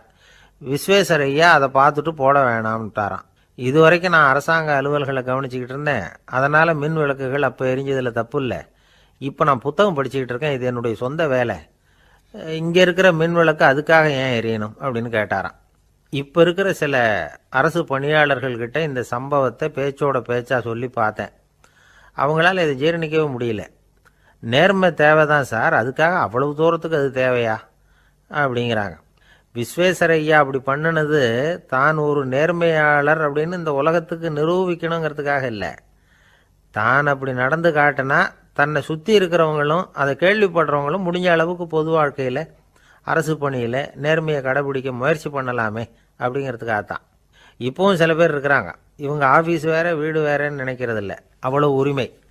ஒருத்தர் அப்படி தான், அவருக்கு அவசரமாக 5000 ரூபா தேவைப்பட்டது. ஆஃபீஸு பணத்தை எடுத்துக்கிட்டார். அந்த நேரம் பார்த்து ஆடிட் வந்துட்டுது, ஆப்பிட்டுக்கிட்டார். விசாரணை நடக்குது. அவர் சொல்கிறார், சார் நான் நேரம் காலம் பார்க்காம ஆஃபீஸில் வேலை செய்வேன், ஏன்னா அதை என்னோட ஆஃபீஸாக நினைக்கிறேன். அவசரத்துக்கு அந்த பணத்தை எடுத்தேன், மறுபடி வச்சுடலாம்னு தான் இருந்தேன், அதுக்குள்ளே இப்படி ஆகிட்டுது. நீங்கள் என்ன நினச்சாலும் சரி, நான் ஆஃபீஸ் வேறு வீடு வேறு அப்படின்னு நினைக்கிறதில்ல, அது என்னோட சுபாவம் அப்படின்னார். விசாரணை பண்ணவர் தீர்ப்பு வழங்கினார். உங்கள் சுபாவத்துக்கு மதிப்பு கொடுத்து நானும் தீர்ப்பு வழங்குறேன். நீங்கள் கொஞ்ச நாள் ஜெயிலில் இருந்துட்டு வாங்க, அது உங்களுக்கு கஷ்டமாக இருக்காதுன்னு நினைக்கிறேன். ஏன்னா அங்கே போனாலும் நீங்கள் உங்கள் சுபாவப்படி வீடு வேற ஜெயில் வேறன்னு நினைக்க மாட்டீங்க அப்படின்னாராம். மனித நேயம்ங்கிறத பற்றி சொல்லுவாங்க. மனித நேயம் ஏன்னா ஒரு கணவன் கணவனாக இருக்கணும், மனைவி மனைவியாக இருக்கணும். ஒரு மனுஷன் இன்னைக்கு மனிதனாக இல்லை. மனித நேயம் குறைஞ்சி போச்சு, இது குடும்ப உறவுகள்லாம் ரொம்ப மாறி போச்சுன்னு சொல்கிறேன். இப்போ நாகரிகத்தில் அப்படி தான் இருக்குது. ஒரு இதில் ஒருத்தன் என்ன பண்ணியிருக்கிறான், ஒரு சின்ன பையனை கொண்டு வந்தானா. ஒரு சின்ன பையன் பக்கத்தில் இருக்கான். ஒரு பெரியவர் கேட்டிருக்கார், யாரப்பா அந்த பையன் அப்படின்னு கேட்டிருக்கார். இவன் சொன்னான்னா, இந்த பையன் எனக்கு தூரத்து உறவுன்னு இருக்கான். சரி, தூரத்து உறவுன்னா எப்படி அப்படின்னு கேட்டிருக்கான். இந்த பையன் எங்கள் அப்பாவுக்கு 8வது புள்ள அப்படின்னானா. கூட பிறந்தவனே அவ்வளோ தூரமாக போயிட்டான், 8வதாக பிறந்தான். அப்படி இருக்கு குடும்ப உறவுகள்ங்கிறது. மனுஷனுக்கு வேல்யூ விஞ்ஞானம் எப்படி போட்டிருக்குன்னா, ஒரு மனித உடம்பில் இருக்கிற கால்சியத்தை மட்டும் தனியாக எடுத்தால் ஒரு சின்ன ரூமுக்கு வெள்ளை அடிக்கலாமா. ஒரு மனுஷ உடம்பில் இருக்கிற பாஸ்பரஸை மட்டும் தனியாக எடுத்தால் ஒரு 40 நெருப்பு குச்சி தயார் பண்ணலாம். ஒரு மனுஷ உடம்பில் இருக்கிற இந்த கொழுப்பு சத்தை மட்டும் தனியாக எடுத்தால் ஒரு 7-8 சோப்பு கட்டி தயார் பண்ணலாம். அது மாதிரி ஒரு மனுஷ உடம்புல இருக்கிற இரும்பு சத்தை மட்டும் தனியாக எடுத்தால் ஒரு 2 அங்குல ஆணி 2 செய்யலாம். இவ்வளவுக்கும் விலை போட்டால் 42 ரூபா 50 காசு. இதுதான் மனுஷனுக்கு விஞ்ஞானம் போட்டிருக்கிற விலை.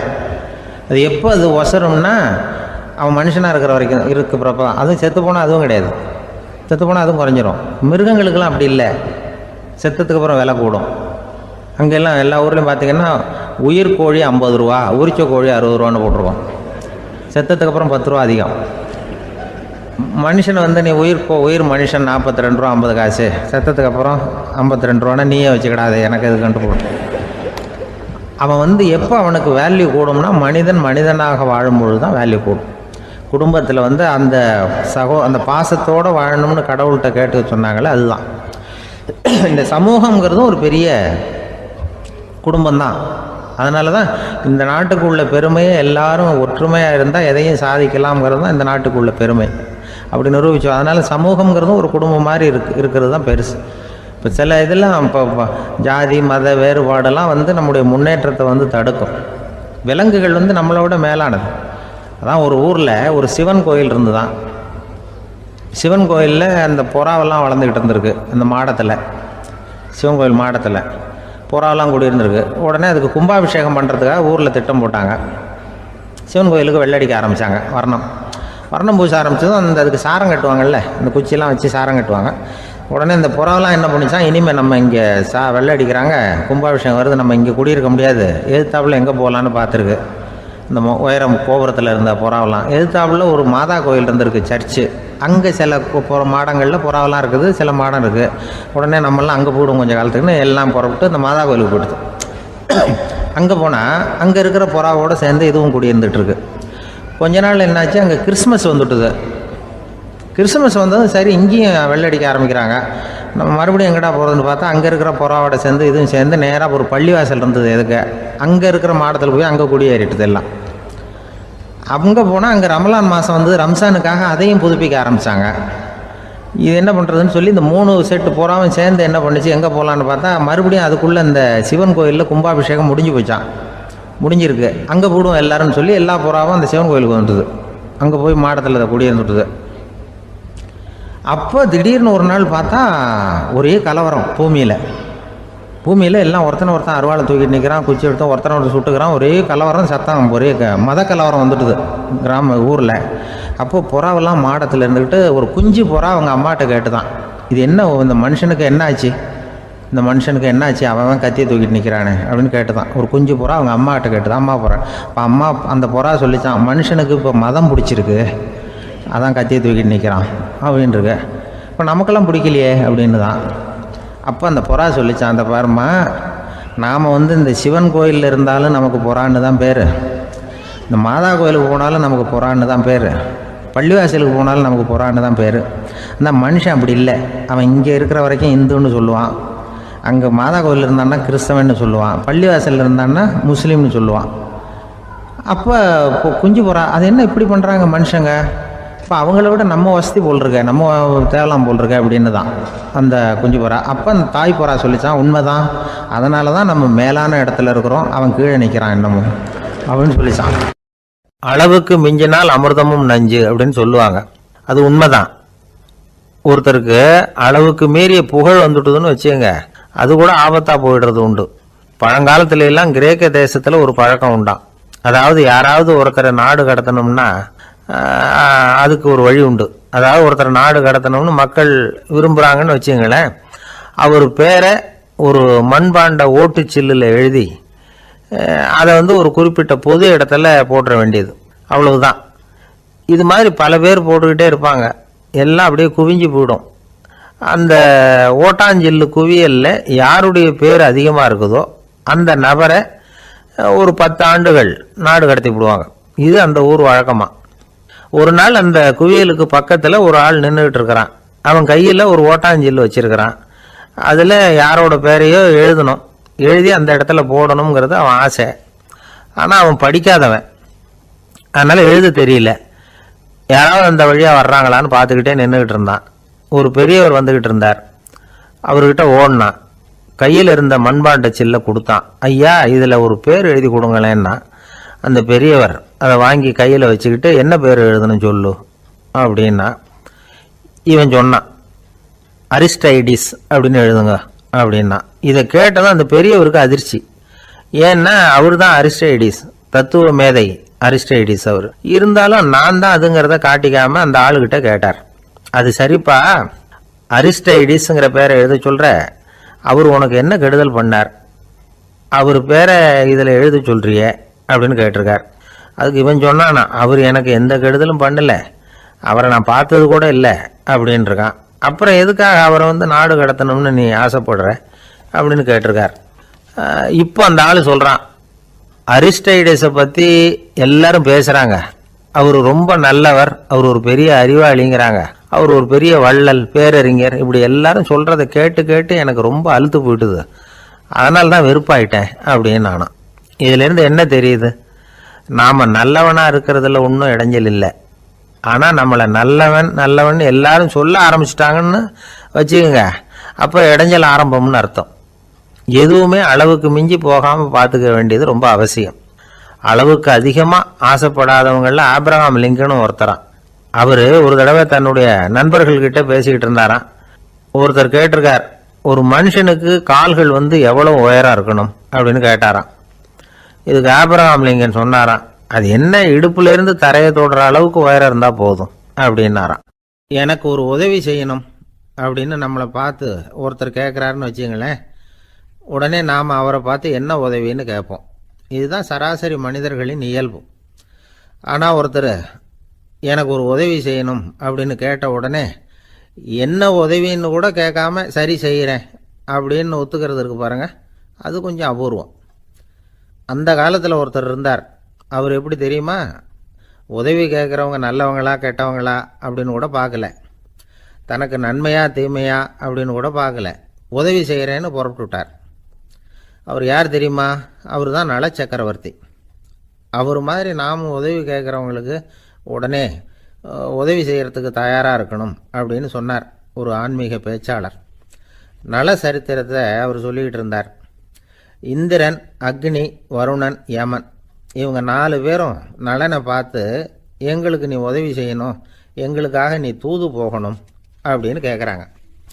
யாருக்கிட்ட தூது போகணும், என்ன காரியத்துக்காக போகணும் அப்படின்னு கேட்கணும்ல.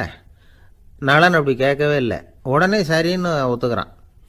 அதுக்கப்புறம் அவங்க விவரம் சொல்கிறாங்க, என்ன உதவி, யாருக்கிட்ட தூது போகணும் அப்படிங்கிற விவரத்தை சொல்கிறாங்க. நலனுக்கும் அப்புறம்தான் புரியுது, எந்த தமயந்தியை இவன் காதலிச்சானோ, எந்த தமயந்தின் சுயம்பரத்துக்காக இவன் போய்கிட்டு இருக்கிறானோ அந்த தமயந்தியை பார்த்து தங்களுக்காக அவகிட்ட வாதாடணும், பேசணும், தங்களில் ஒருத்தரை கல்யாணம் பண்ணிக்கும்படியாக கேட்கணும் அப்படின்னு அவங்க 4 பேரும் நலன்கிட்ட கேட்குறாங்க. இதை கேட்டதும் நலன் கொஞ்சம் கூட முகம் சுளிக்கலை, பதட்டப்படலை. நேராக தமயந்தி கிட்ட போகிறான். இந்திரன், அக்னி, வருணன், யமன் இவங்களோட சிறப்புகளை எடுத்து சொல்கிறான். இவங்களில் ஒருத்தரை கல்யாணம் பண்ணிக்கலாம் அப்படின்னு சொல்லி கேட்டுக்கிறான். ஆனால் இதுக்கு தமயந்தி சம்மதிக்கலை. சுயம்வரம் நடக்குது, அவன் நலனை தேர்ந்தெடுக்கிறான். அந்த 4 பேரும் நலனுக்கு நிறைய வரங்கள்லாம் கொடுக்குறாங்க. அதுக்கப்புறம் இப்படி போகுது கதை. இதில் நாம் கவனிக்க வேண்டியது என்னென்னா, உதவின்னு கேட்ட உடனே என்ன உதவின்னு கேட்காம சரி செய்கிறேன்னு சொன்னான் பாருங்க, அதை கொஞ்சம் சிந்திக்கணும். செய்கிறேன்னு ஒத்துக்கிட்டதுக்கு அப்புறம் அது என்ன உதவின்னு தெரிஞ்சும் முகம் சுளிக்காமல் அதை செஞ்சான் பாருங்க, அதையும் கொஞ்சம் சிந்திக்கணும். நம்மளும் ஒருத்தன் ஒரு நண்பனை தேடி போனான், எனக்கு ஒரு உதவின்னா சரி சொல்லுன்னா இப்போ உங்ககிட்ட 2 கார் இருந்தால் என்ன பண்ணுவேன்னா, உடனே அதில் ஒன்று உங்ககிட்ட கொடுத்துருவேன்னா அவன். உங்ககிட்ட 2 பங்களா இருந்தால் என்ன பண்ணுவேன்னா, அதில் ஒன்று உங்ககிட்ட கொடுத்துருவேன்னா. உங்ககிட்ட 2 பேனா இருந்தால் என்ன பண்ணுவேன்னா, அதில் ஒரு பேனாவை உங்ககிட்ட கொடுக்க மாட்டேன்னா அவன். ஏன்டா அப்படி சொல்கிறேன்னா, ஏன்னா இப்போ நிஜமாவே என்கிட்ட 2 பேனா இருக்குது, அதனால் அப்படி சொல்கிறேன் அப்படின்னு நானான் அவன். ஒருத்தன் தன்னுடைய நண்பனை வழியில் பார்த்தான். என்னப்பா லெட்டர் போட்டுனே கிடச்சிதா அப்படின்னா. ஓ கிடச்சிதேன்னா அவன். இவன் உடனே ஏன்டா போய் சொல்கிற, நான் உனக்கு லெட்டரே போடலை, சும்மா தான் கேட்டேன், உடனே கிடச்சிட்டுதுங்கிறியே அப்படின்னா. லெட்டர் போட்டேன்னு நீ போய் சொல்கிறப்போ அது கிடைச்சதுன்னு நான் போய் சொல்லக்கூடாதா அப்படின்னு நானா அவன். இப்படிப்பட்டவங்க சில பேர் இருந்தால் கூட இன்னைக்கு கடிதம் மூலமாக தொடர்பு கொள்ளாதவங்க இருக்கவே முடியாது. அந்த அளவுக்கு அது அவசியமான ஒன்றாயிட்டுது. இந்த அஞ்சல் அட்டைகள் எப்படி ஆரம்பமாச்சு தெரியுமா? ஆஸ்திரியா நாட்டில் ஒரு பேராசிரியர் இருந்தார். அவர் பேர் இம்மானுவேல் ஹெர்மன். அவர் ஒரு நாள் ஒரு பத்திரிகையில் கட்டுரை எழுதினாராம். இது நடந்தது 1869. அவர் எழுதின கட்டுரையில் மக்கள் அதிகம் செலவு இல்லாமல் ஒருத்தருக்கு ஒருத்தர் தகவல் பரிமாறிக்கிறது எப்படி அப்படிங்கிறத பற்றி எழுதியிருந்தார். அதுக்கு சில யோசனைகளை அவரே எழுதியிருந்தாராம். எப்படின்னா, அந்த கட்டுரையை எல்லாரும் படித்து பார்த்துருக்குறாங்க, அவர் சொன்ன யோசனைகள் என்னன்னு. அது அரசாங்கத்தின் கவனத்துக்கும் அது போச்சான். ஆகா, இது அவர் சொல்கிற யோசனை நல்லா இருக்கும் போல் இருக்கு அப்படின்னு அவங்களே நினச்சிருக்கிறாங்க. அவ்வளவுதான். உடனே அந்த யோசனையை நடைமுறைக்கு கொண்டுகிட்டு வந்தாங்களாம். பேராசிரியர் இம்மானுவேல் ஹெர்மனின் யோசனைப்படி அச்சடித்த அரசு முத்திரையோட அரசாங்கம் அஞ்சல் அட்டைகளை வெளியிட ஆரம்பிச்சுதான். 1869 அக்டோபர் 7ஆம் தேதி இது நடந்திருக்கு. உலகின் முதல் அஞ்சல் அட்டை வெளிவந்த நாள் அது. அப்போதான் அதுக்கு பேர் என்ன தெரியுமா? அதாவது கரஸ்பாண்டிங் கார்டு அப்படின்னு பேராது. அதுக்கப்புறம் என்ன ஆச்சுன்னா, உடனடியாக அமெரிக்காவிலேயே இது மாதிரியான கார்டுகளை வெளியிட ஆரம்பிச்சிட்டாங்க. அங்கே இதுக்கு என்ன பேர் தெரியுமா? Postal card. அதுக்கப்புறம் 1870 இங்கிலாந்துலேயும் இதை வெளியிட்டாங்களாம். அதை வெளியிட்ட முதல் நாள் அன்னைக்கு என்ன நடந்தது தெரியுமா? மக்கள்லாம் ஏதோ நியாய விலை கடையில் நிற்கிறது மாதிரி பெரிய பெரிய கியூ வரிசையில் நின்று இதை வாங்கினாங்களாம். நம்ம நாட்டில் முதல் அஞ்சலகம் 1927 கல்கத்தாவில் ஆரம்பமாயிருக்கு. இன்னைக்கும் அஞ்சலகம் இல்லாத இடமே இல்லை. அந்த அளவுக்கு அஞ்சல் போக்குவரத்து அதிகமாக இருக்குது. அன்னைக்கு உள்நாட்டில் ஒருத்தருக்கு ஒருத்தர் தகவல் பரிமாற்றம் செய்து கொள்ள மலிவான ஒரு அஞ்சல் அட்டையை அரசாங்கம் வெளியிடலாம் அப்படின்னு பேராசிரியர் எழுதின கட்டுரை இன்னைக்கு எந்த அளவுக்கு ஆகியிருக்கு பார்த்தீங்களா? ஒருத்தன் ஒரு தபால் பெட்டிக்கு பக்கத்தில் தலையை வச்சுக்கிட்டு அவன் பாட்டுக்கு நின்றுட்டு இருந்திருக்கான். அங்கே இருந்து இன்னொருத்தன் கேட்டிருக்கான், என்ன ஆச்சுன்னு.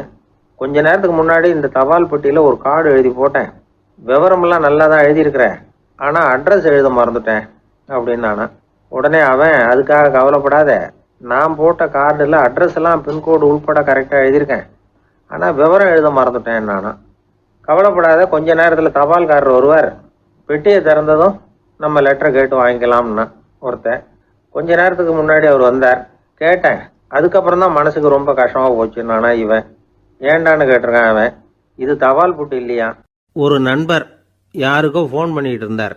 அவர் பேசி முடித்ததும் நான் அவரை பார்த்து, இப்போ ஃபோன் பண்ணிங்களே, அந்த ஃபோன் நம்பர் என்ன அப்படின்னு கேட்டேன். அவர் தலையை சொரிஞ்சுக்கிட்டார், ஞாபகம் வரலன்னார். சரி சார், அதை விடுங்க, உங்கள் மனைவி பேர் என்ன அப்படின்னு கேட்டேன். மாலதின்னார். என்ன சார் இது வேடிக்கை, கொஞ்ச நேரத்துக்கு முன்னாடி பேசின ஃபோன் நம்பர் மறந்து போச்சு, எப்போவோ கல்யாணம் பண்ணிக்கிட்ட மனைவி பேர் மறக்கலை, அதை கரெக்டாக சொல்லிவிட்டீங்களே அப்படின்னு கேட்டேன். அவர் என்ன ஒரு மாதிரியாக பார்த்தார். அவர் அப்படி என்னை பார்த்ததில் ஒன்றும் தப்பு இல்லை, ஏன்னா நாம் எல்லாருமே அப்படித்தானே. ஒரு குறிப்பிட்ட காரியத்துக்காக தொலைபேசியில் ஒருத்தட்ட பேசுகிறோம், அதுக்கப்புறம் அந்த எண் நமக்கு அனாவசியம், அதனால் மறந்துடுறோம். இதுக்கு பேர் தான் தற்காலிக ஞாபகம். ஆனால் மனைவி பேரை மறந்துட முடியுமா? முடியாது. அது அவசியமான ஒன்று. அடிக்கடி அந்த பேரை உபயோகப்படுத்துகிறோம், அதனாலேயும் அது முக்கியங்கிறதுனாலேயும் அதை மறக்கறதில்லை. இதுக்கு பேர் நிரந்தர ஞாபகம். சரி, இந்த தற்காலிக ஞாபகம், நிரந்தர ஞாபகம், இது 2 ஞாபக அளவுகளையும் கட்டுப்படுத்துறது எது அப்படின்னா, மூளைக்குள்ளே நடக்கிற மின்சார நடவடிக்கைகள் தான். தற்காலிக ஞாபகம் ஒரு மின்னல் மாதிரி தோன்றி மறையுது. நிரந்தர ஞாபகம் ஒரு படிவம் போல மூளையில் படிஞ்சுடுது. ஒரு சம்பவத்தின் பல பிரதிகள் மூளையில் பல்வேறு பகுதிகளிலேயும் படிகிறதுனால ஒன்று மறைஞ்சாலும் மறந்தாலும் இன்னொன்று மறையறதில்லை. இப்படிப்பட்ட நிலைமையில தான் இந்த தொண்டையில் இருக்கு, வாயில் வரமாட்டேங்குது சார் அப்படிமா. ஒருத்தருக்கு எந்த துறையில் ஆர்வமும் ஈடுபாடும் அதிகமோ அது சம்பந்தமான ஞாபக சக்தி அதிகமாக இருக்கும். தொழிலை விரும்புகிற ஒரு டெலிஃபோன் ஆப்ரேட்டருக்கு எண்கள்லாம் நல்ல ஞாபகம் இருக்கும். அது மாதிரி கவிஞர்களுக்கு வார்த்தைகள் நல்ல ஞாபகத்தில் இருக்கும். இது ஒரு பக்கம் இருந்தாலும் ஒரு மூளை எண்களை விட எழுத்துக்களை விட படங்களை ரொம்ப சுலபமாக ஞாபகத்தில் வச்சுக்குது. புரிஞ்சுக்கிற தன்மை, அனுபவம், புத்தி கூர்மை இது கூடி குறையிறத பொறுத்து ஞாபக சக்தியும் ஏறும் இறங்கும். இப்போ உதாரணத்துக்கு ஒரு பையனுக்கு படித்தது எதுவும் ஞாபகத்தில் இல்லைன்னா அவன் அதை சரியாக புரிஞ்சுக்கலன்னு அர்த்தம். இந்த மறதிங்கிறது எந்த சமயத்தில் ஒரு பிரச்சனை ஆகுது தெரியுமா? உங்களுக்கு வேண்டியப்பட்ட ஒருத்தரை ஞாயிற்றுக்கிழமை சாயந்தரம் சரியாக 5 மணிக்கு கடற்கரைக்கு வர சொல்லிவிட்டு அந்த நேரத்தை மறந்துவிட்டா அது பரவாயில்ல, வர சொன்னதையே மறந்துவிட்டா தான் நிலைமை மோசம்னு அர்த்தம். இப்படி இருந்தால் இது சிகிச்சை எடுத்துக்க வேண்டிய நிலைமைங்கிறத புரிஞ்சுக்கணும். ஆமாம், இதுக்கும் மருந்து இருக்குது. ஆனால் மூளை குறிப்பிட்ட அளவுக்கும் கீழே இயங்குறப்போவோ இன்னொன்று சொல்லுவாங்க, இந்த நியூரோ டிரான்ஸ்மிட்டர் அப்படின்னு சொல்லுவாங்க. அப்படிங்கிற மூளை ரசாயனம் ரொம்பவும் குறைஞ்சி போகிறப்போ மட்டும்தான் உபயோகப்படும். டாக்டர் என்ன சொல்கிறாங்க தெரியுமா? மூளையை பொறுத்த வரைக்கும் அதில் ஞாபக சக்தி அதிகமாக உள்ள மூளை, மறதி உள்ள மூளை அப்படின்னு ஒன்றும் கிடையாது அப்படிங்கிறாங்க. நினைவு வச்சுக்கிறதுக்கு பயிற்சி அளிக்கப்பட்ட மூளை, பயிற்சியற்ற மூளை அப்படின்னு வேணும்னா சொல்லலாம் அப்படின்னு சொல்கிறாங்க. அதனால் நம்ம ஞாபக சக்திங்கிறது நம்மக்கிட்ட இருக்கிற பயிற்சி, முயற்சி இதை பொறுத்து தான் அமையும். ஒருத்தர் ஒரு பென்சிலை எங்கேயோ வச்சுக்கிட்டு தேடிக்கிட்டு இருந்தார். அப்புறம் என்னமோ தீவிரமாக யோசனை பண்ணி அதை ஞாபகப்படுத்தி பார்த்துக்கிட்டு இருந்தாராம். எதிரில் உட்காந்துருந்தவர் சொன்னார், பென்சிலை தானே தேடிட்டு இருக்கீங்க, அது உங்கள் வலது காதில் இருக்குது சார் அப்படின்னாராம் அவர். இதுக்கு அவர் சொல்லியிருக்காரு, பென்சிலை வலது காதில் தான் வச்சுருக்கேங்கிறது எனக்கு நல்லா ஞாபகம் இருக்குது, ஆனால் எது வலது காதுங்கிறது தான் மறந்து போச்சு அப்படின்னாராம். அவர் அதை தான் யோசிச்சுட்டு இருந்திருக்கிறார். என்னுடைய நண்பர் ஒருத்தர், அவருக்கு ஜாதகத்தில் நம்பிக்கை உண்டு. அவரே ஜோசியம்லாம் பார்ப்பார். என்ன சார் இந்த காலத்தில் இதையெல்லாம் நம்பிக்கிட்டு இருக்கீங்களே அப்படின்னு கேட்டால், உங்களுக்கு ஒன்றும் தெரியாது சார், இந்த உலகத்தில் ஒவ்வொருத்தரும் அவங்கவங்க செய்கிற நல்லது கெட்டதுக்கு தகுந்த பலனை அனுபவிச்சே தீரணும்பார். அது மட்டும் இல்லை, ஒருத்தர் செத்துட்டா கூட அவன் செஞ்ச பாவ புண்ணியங்கள் கூடவே போய்கிட்டு இருக்கோம்பார். அது எப்படி கூட போவோம் அப்படின்னு குதர்க்கமாக கேட்டால் அதுக்கு அவர் ஒரு கதை சொன்னார். அது ரொம்ப சுவாரஸ்யமாக இருந்தது. அது என்ன கதைன்னா, ஒரு ஊரில் ஒருத்தர் இருந்தாராம். அவர் ஜோசியம் பார்க்குறதுல ரொம்ப கெட்டிக்காரரான். ஒருத்தருடைய தலைமுடியை மட்டும் அவர்கிட்ட காட்டினா போதும், அதை மட்டும் பார்த்துட்டு அவருடைய ஜாதகத்தையே அலசி விடுவாராம். அப்பேற்பட்ட திறமை. அந்த ஆள் ஒரு சமயம் கன்னியாகுமரி கடற்கரைக்கு போயிருந்திருக்கார். அங்கே கரை ஓரமாக ஒரு மண்டை ஓடு கிடந்திருக்கு. அதை எடுத்து பார்த்துருக்கார். அந்த மண்டை ஓட்டை வச்சுக்கிட்டே அதோட ஜாதகத்தை அலசியிருக்கார். இந்த மண்டை ஓட்டுக்கு உரிய ஆசாமி வாழ்க்கையில் ரொம்ப கஷ்டப்பட்டிருக்கணும், நிறைய கஷ்டத்தை அனுபவிச்சிருக்கணும். அது தாங்க முடியாம தான் கடல்ல விழுந்து தற்கொலை பண்ணிட்டு இருக்கான் அப்படிங்கிறத அவர் கணிச்சுட்டார். இருந்தாலும் இந்த மண்டை ஓடு இன்னமும் அனுபவிக்க வேண்டியது பாக்கி இருக்கு அப்படிங்கிறத அவர் உணர்ந்தாராம். அது சரி, ஒருத்தன் உயிரோடு இருக்கிற வரைக்கும் நல்லது கெட்டதை அனுபவிக்க முடியும், செத்ததுக்கு அப்புறமும் பாக்கி இருக்குன்னா அதை எப்படி அனுபவிக்கிறது? இந்த மண்டை ஓட்டுக்கு இன்னும் கொஞ்சம் பாக்கி இருக்குங்கிறது அவருக்கு புரிஞ்சதே தவிர அதோட அர்த்தம் என்னங்கிறது சரியா விளங்கலை. சரி, இதை இன்னும் கொஞ்சம் விவரமா ஆராய்ச்சி பண்ணுவோம் அப்படின்னு நினைச்சுக்கிட்டு அதை தன்னுடைய வீட்டுக்கு எடுத்துட்டு போயிட்டார். அந்த மண்டை ஓட்டை ஒரு பெட்டியில வச்சு பூட்டினார்.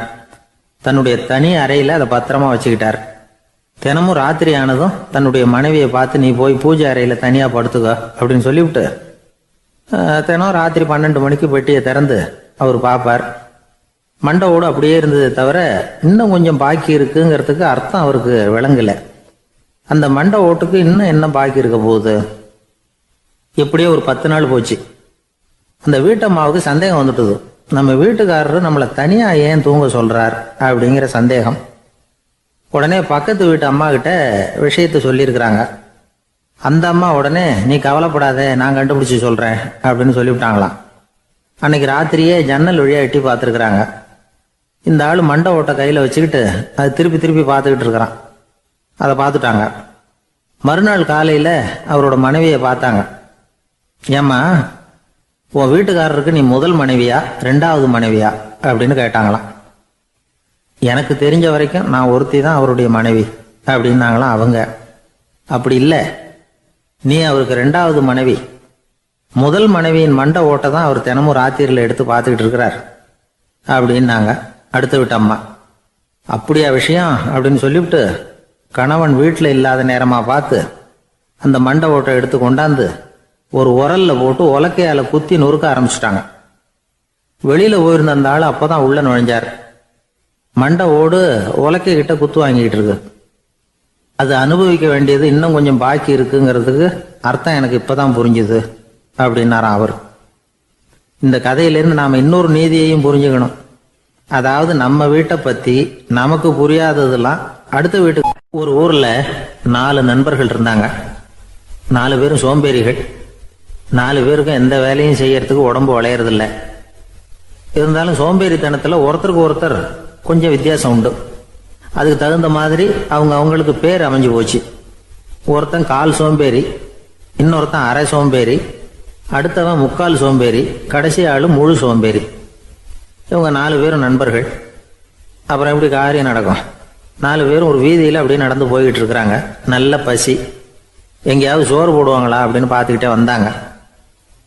அவங்க வந்த வழியில் ஒரு ரூபா காசு கிடந்தது தரையில். அவங்க கண்ணில் அது பட்டுது. ஆனாலும் அதை குனிஞ்சு எடுக்கணுமே, அதுக்கு சோம்பேறித்தனம். முழு சோம்பேறி பார்த்தான். பக்கத்தில் வந்துக்கிட்டு இருந்த முக்கால் சோம்பேறிக்கிட்ட சொன்னானா, டேய் அதை கொஞ்சம் குனிஞ்சு எடுறா அப்படின்னானா. அவன் என்ன பண்ணான் தெரியுமா? அதுக்கு அடுத்தபடியாக வந்த அரை சோம்பேறிக்கிட்ட சொன்னானா, டேய் நீ அதை கொஞ்சம் குனிஞ்சு எடுறா அப்படின்னானா. அவன் இவனை விட மோசம். அடுத்தவங்ககிட்ட சொல்லியிருக்கிறான். அவனும் குனியறதுக்கு தயாராக இல்லை. ஆக கூடி கடைசியில் யாருமே காசை எடுக்கலை.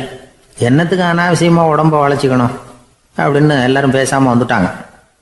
அவங்க பாட்டுக்கு நடந்து வந்துக்கிட்டே இருக்கிறாங்க. எதிரில் ஒருத்தன் வாழைப்பழத்தை வண்டியில் வச்சு தள்ளிக்கிட்டே வந்தான். ரூபாய்க்கு 4 பழம்னு கூவி விற்றுக்கிட்டே வர்றான்.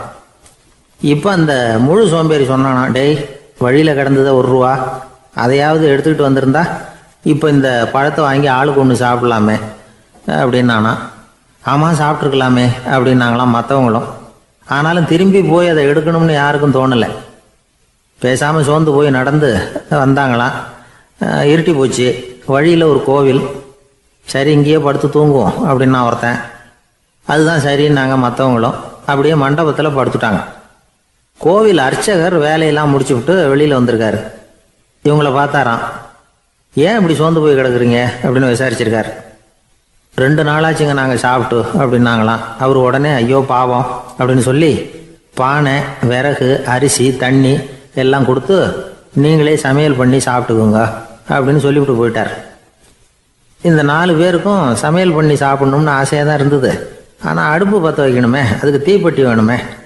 தீப்பெட்டி இல்லை. இப்போ முழு சோம்பேறி ஆரம்பித்தான். அடுத்தவனை பார்த்து, டேய் கடைக்கு போய் ஒரு தீப்பெட்டி வாங்கிட்டு வாயேன் அப்படின்னு நானா. அவன் வழக்கம் போல் அடுத்தவங்ககிட்ட சொல்லியிருக்கான்.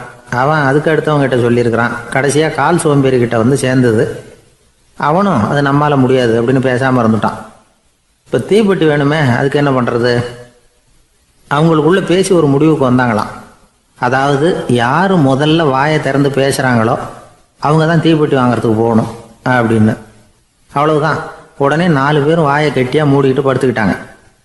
அவங்க சமையல் பண்ணி சாப்பிட்டாங்களா என்ன அப்படிங்கிறது அர்ச்சகருக்கு தெரியல. சரி பார்த்துட்டு வரலாமேன்னு வந்தார். வந்து பார்க்குறாரு, இவங்க 4 பேரும் அசையாமல் படுத்து கிடக்குறாங்க. அர்ச்சகர் பயந்துட்டார். ஒருவேளை பசி தாங்காமல் செத்து போட்டாங்களோ அப்படிங்கிற பயம், அல்லது நாம் கொடுத்த உணவுப் பொருளில் ஏதாவது விஷம் கலந்துருக்குமோ அப்படின்னும் பயந்தார். அப்படின்னா நம்ம மேலே பழி வந்துருமே அப்படின்னு நினச்சி நடுங்க ஆரம்பிச்சிட்டார். அப்புறம் அவரும் ஒரு முடிவுக்கு வந்தாராம். கோவிலுக்கு பக்கத்துலேயே ஒரு பெரிய குழி இருந்தது. அதில் ஒவ்வொருத்தரையா இழுத்துக்கிட்டு போய் போட்டார். கொஞ்சம் மண்ணை தள்ளினார். காலால் மிதிச்சார். அவர் மிதித்த மிதி ஒருத்தன் அடி வயத்தில் போட்டுவிட்டுது. அவன் உடனே வலி தாங்காமல் ஐயோ அம்மான்னு அலறினான். உடனே நடந்தது என்ன தெரியுமா? மற்ற 3 பேரும் துள்ளி எழுந்திரிச்சாங்களாம். அவனை பார்த்து நீ தாண்டா தீப்பெட்டி வாங்க போகணும், நீ தாண்டா வாங்க போகணும், நீ தான் சத்தம் போட்ட அப்படின்னு சொல்லி ஆரம்பிச்சிட்டாங்களாம். அர்ச்சகர் பார்த்தார். இது பேய் மாதிரி தெரியுதுன்னு நினச்சிக்கிட்டு ஒரே ஓட்டமாக ஓடி போட்டாராம். கிராமப்புறங்களில் இப்படி ஒரு கதையை சொல்கிறது உண்டு. சோம்பல்ங்கிறது நம்ம முன்னேற்றத்துக்கு பெரிய தடை அப்படிங்கிறத நாம் புரிஞ்சுக்கணும். அதுதான் இந்த கதை சொல்கிற நீதி. ஒரு பள்ளிக்கூடத்தில் ஒரு புதுமையான போட்டி நடந்துதான். அதாவது சோம்பேறித்தனத்துக்கு பரிசு. அதில் 2வது பரிசு யாருக்குன்னு அறிவிச்சாங்க. ஒரு பையன் எழுந்திரிச்சு மெதுவாக நடந்து போய் பரிசை வாங்கிட்டான். அடுத்தது முதல் பரிசு யாருக்கு அப்படின்னு அறிவிச்சாங்களாம். அவன் கடைசி வரிசையிலேருந்து கத்தினானா, ஐயா அதையும் அந்த பையன் மூலமாகவே கொடுத்து அனுப்பி வச்சுருங்க, இங்கே வந்தது நான் வாங்கிக்கிறேன் அப்படின்னு நானா. ஒரு ஏரி ஓரமாக 2 பசங்க நடந்து போய்கிட்டு இருக்கிறாங்க. அதில் ஒருத்தன் பணக்கார வீட்டு பையன், இன்னொருத்தன் ஏழை. இவங்க 2 பேரும் போயிட்டு இருக்கிறாங்க. வழியில் ஒரு இடத்துல ஒரு ஜோடி செருப்பு இவங்க கண்ணில் படுது. ஒரு விவசாயி அந்த செருப்பை அங்கே விட்டுட்டு பக்கத்தில் இருந்த ஏரியில் கை காலை கழுவிட்டு இருக்கிறார். உடனே அந்த பணக்கார பையனுக்கு ஒரு ஐடியா. அவன் சொன்னானா, டேய், இப்போ ஒரு வேடிக்கை செய்யலாம். அந்த செருப்பு 2ஐயும் தூக்கி எட்டத்தில் வீசி எரிஞ்சிருவோம். அந்த ஆள் வந்து பார்த்துட்டு செருப்பை தேடி அல்லாடுவான், அங்கேயும் இங்கேயும் ஓடுவான், திரு திருன்னு முழிப்பான். அதை பார்த்து நாம் ரசிக்கலாம், நல்ல தமாஷா இருக்கும் அப்படின்னு இருக்கான். இப்படி சொல்லிவிட்டு அந்த செருப்புகளை தூக்கத்துக்கு போனானா. கொஞ்சம் பொறு அப்படின்னானா அந்த ஏழை பையன். ஏன்னு கேட்டிருக்கான் அவன். இப்போ அந்த ஏழை பையன் சொன்னானா, நீ சொல்றது ஒன்றும் வேடிக்கை கிடையாது. உன்னோட செருப்பு தொலைஞ்சா உன் அப்பா உடனே உனக்கு வேற செருப்பு வாங்கி கொடுத்துருவார். ஆனால் அந்த ஆளுக்கு இந்த செருப்பு தொலைஞ்சதுன்னா வேற புதுசாக வாங்கறதுக்கு வாயையும் வயத்தையும் கட்டி பணத்தை சேர்க்க வேண்டியிருக்கும். அதனால நான் ஒரு வேடிக்கை சொல்கிறேன், அது மாதிரி செய், அது இன்னமும் தமாஷா இருக்கும் அப்படின்னானா.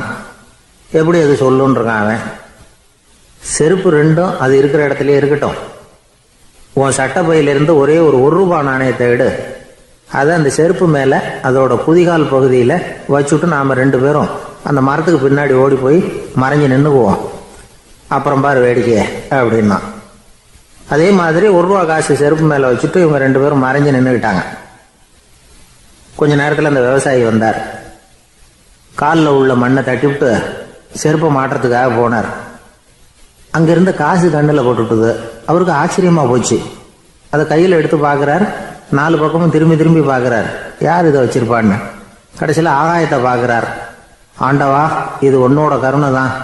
நீ தான் யாரோ புண்ணியவான் மனசில் தர்மம் பண்ணுற எண்ணத்தை உண்டாக்கி இருக்கிற. அந்த புண்ணியவான் நல்லா இருக்கணும் அப்படின்னு வாழ்த்தி அந்த காசை கண்ணில் ஒத்திக்கிட்டாராம். மறைஞ்சிருந்து பார்த்துக்கிட்டு இருந்த ஏழை பையன் இப்படி சொன்னான், பாத்தியா, உன்னை புண்ணியவான்னு வாழ்த்தி விட்டு போறார் அந்த ஆள். அவருக்கும் சந்தோஷம், அதை பார்த்து நமக்கும் சந்தோஷம்.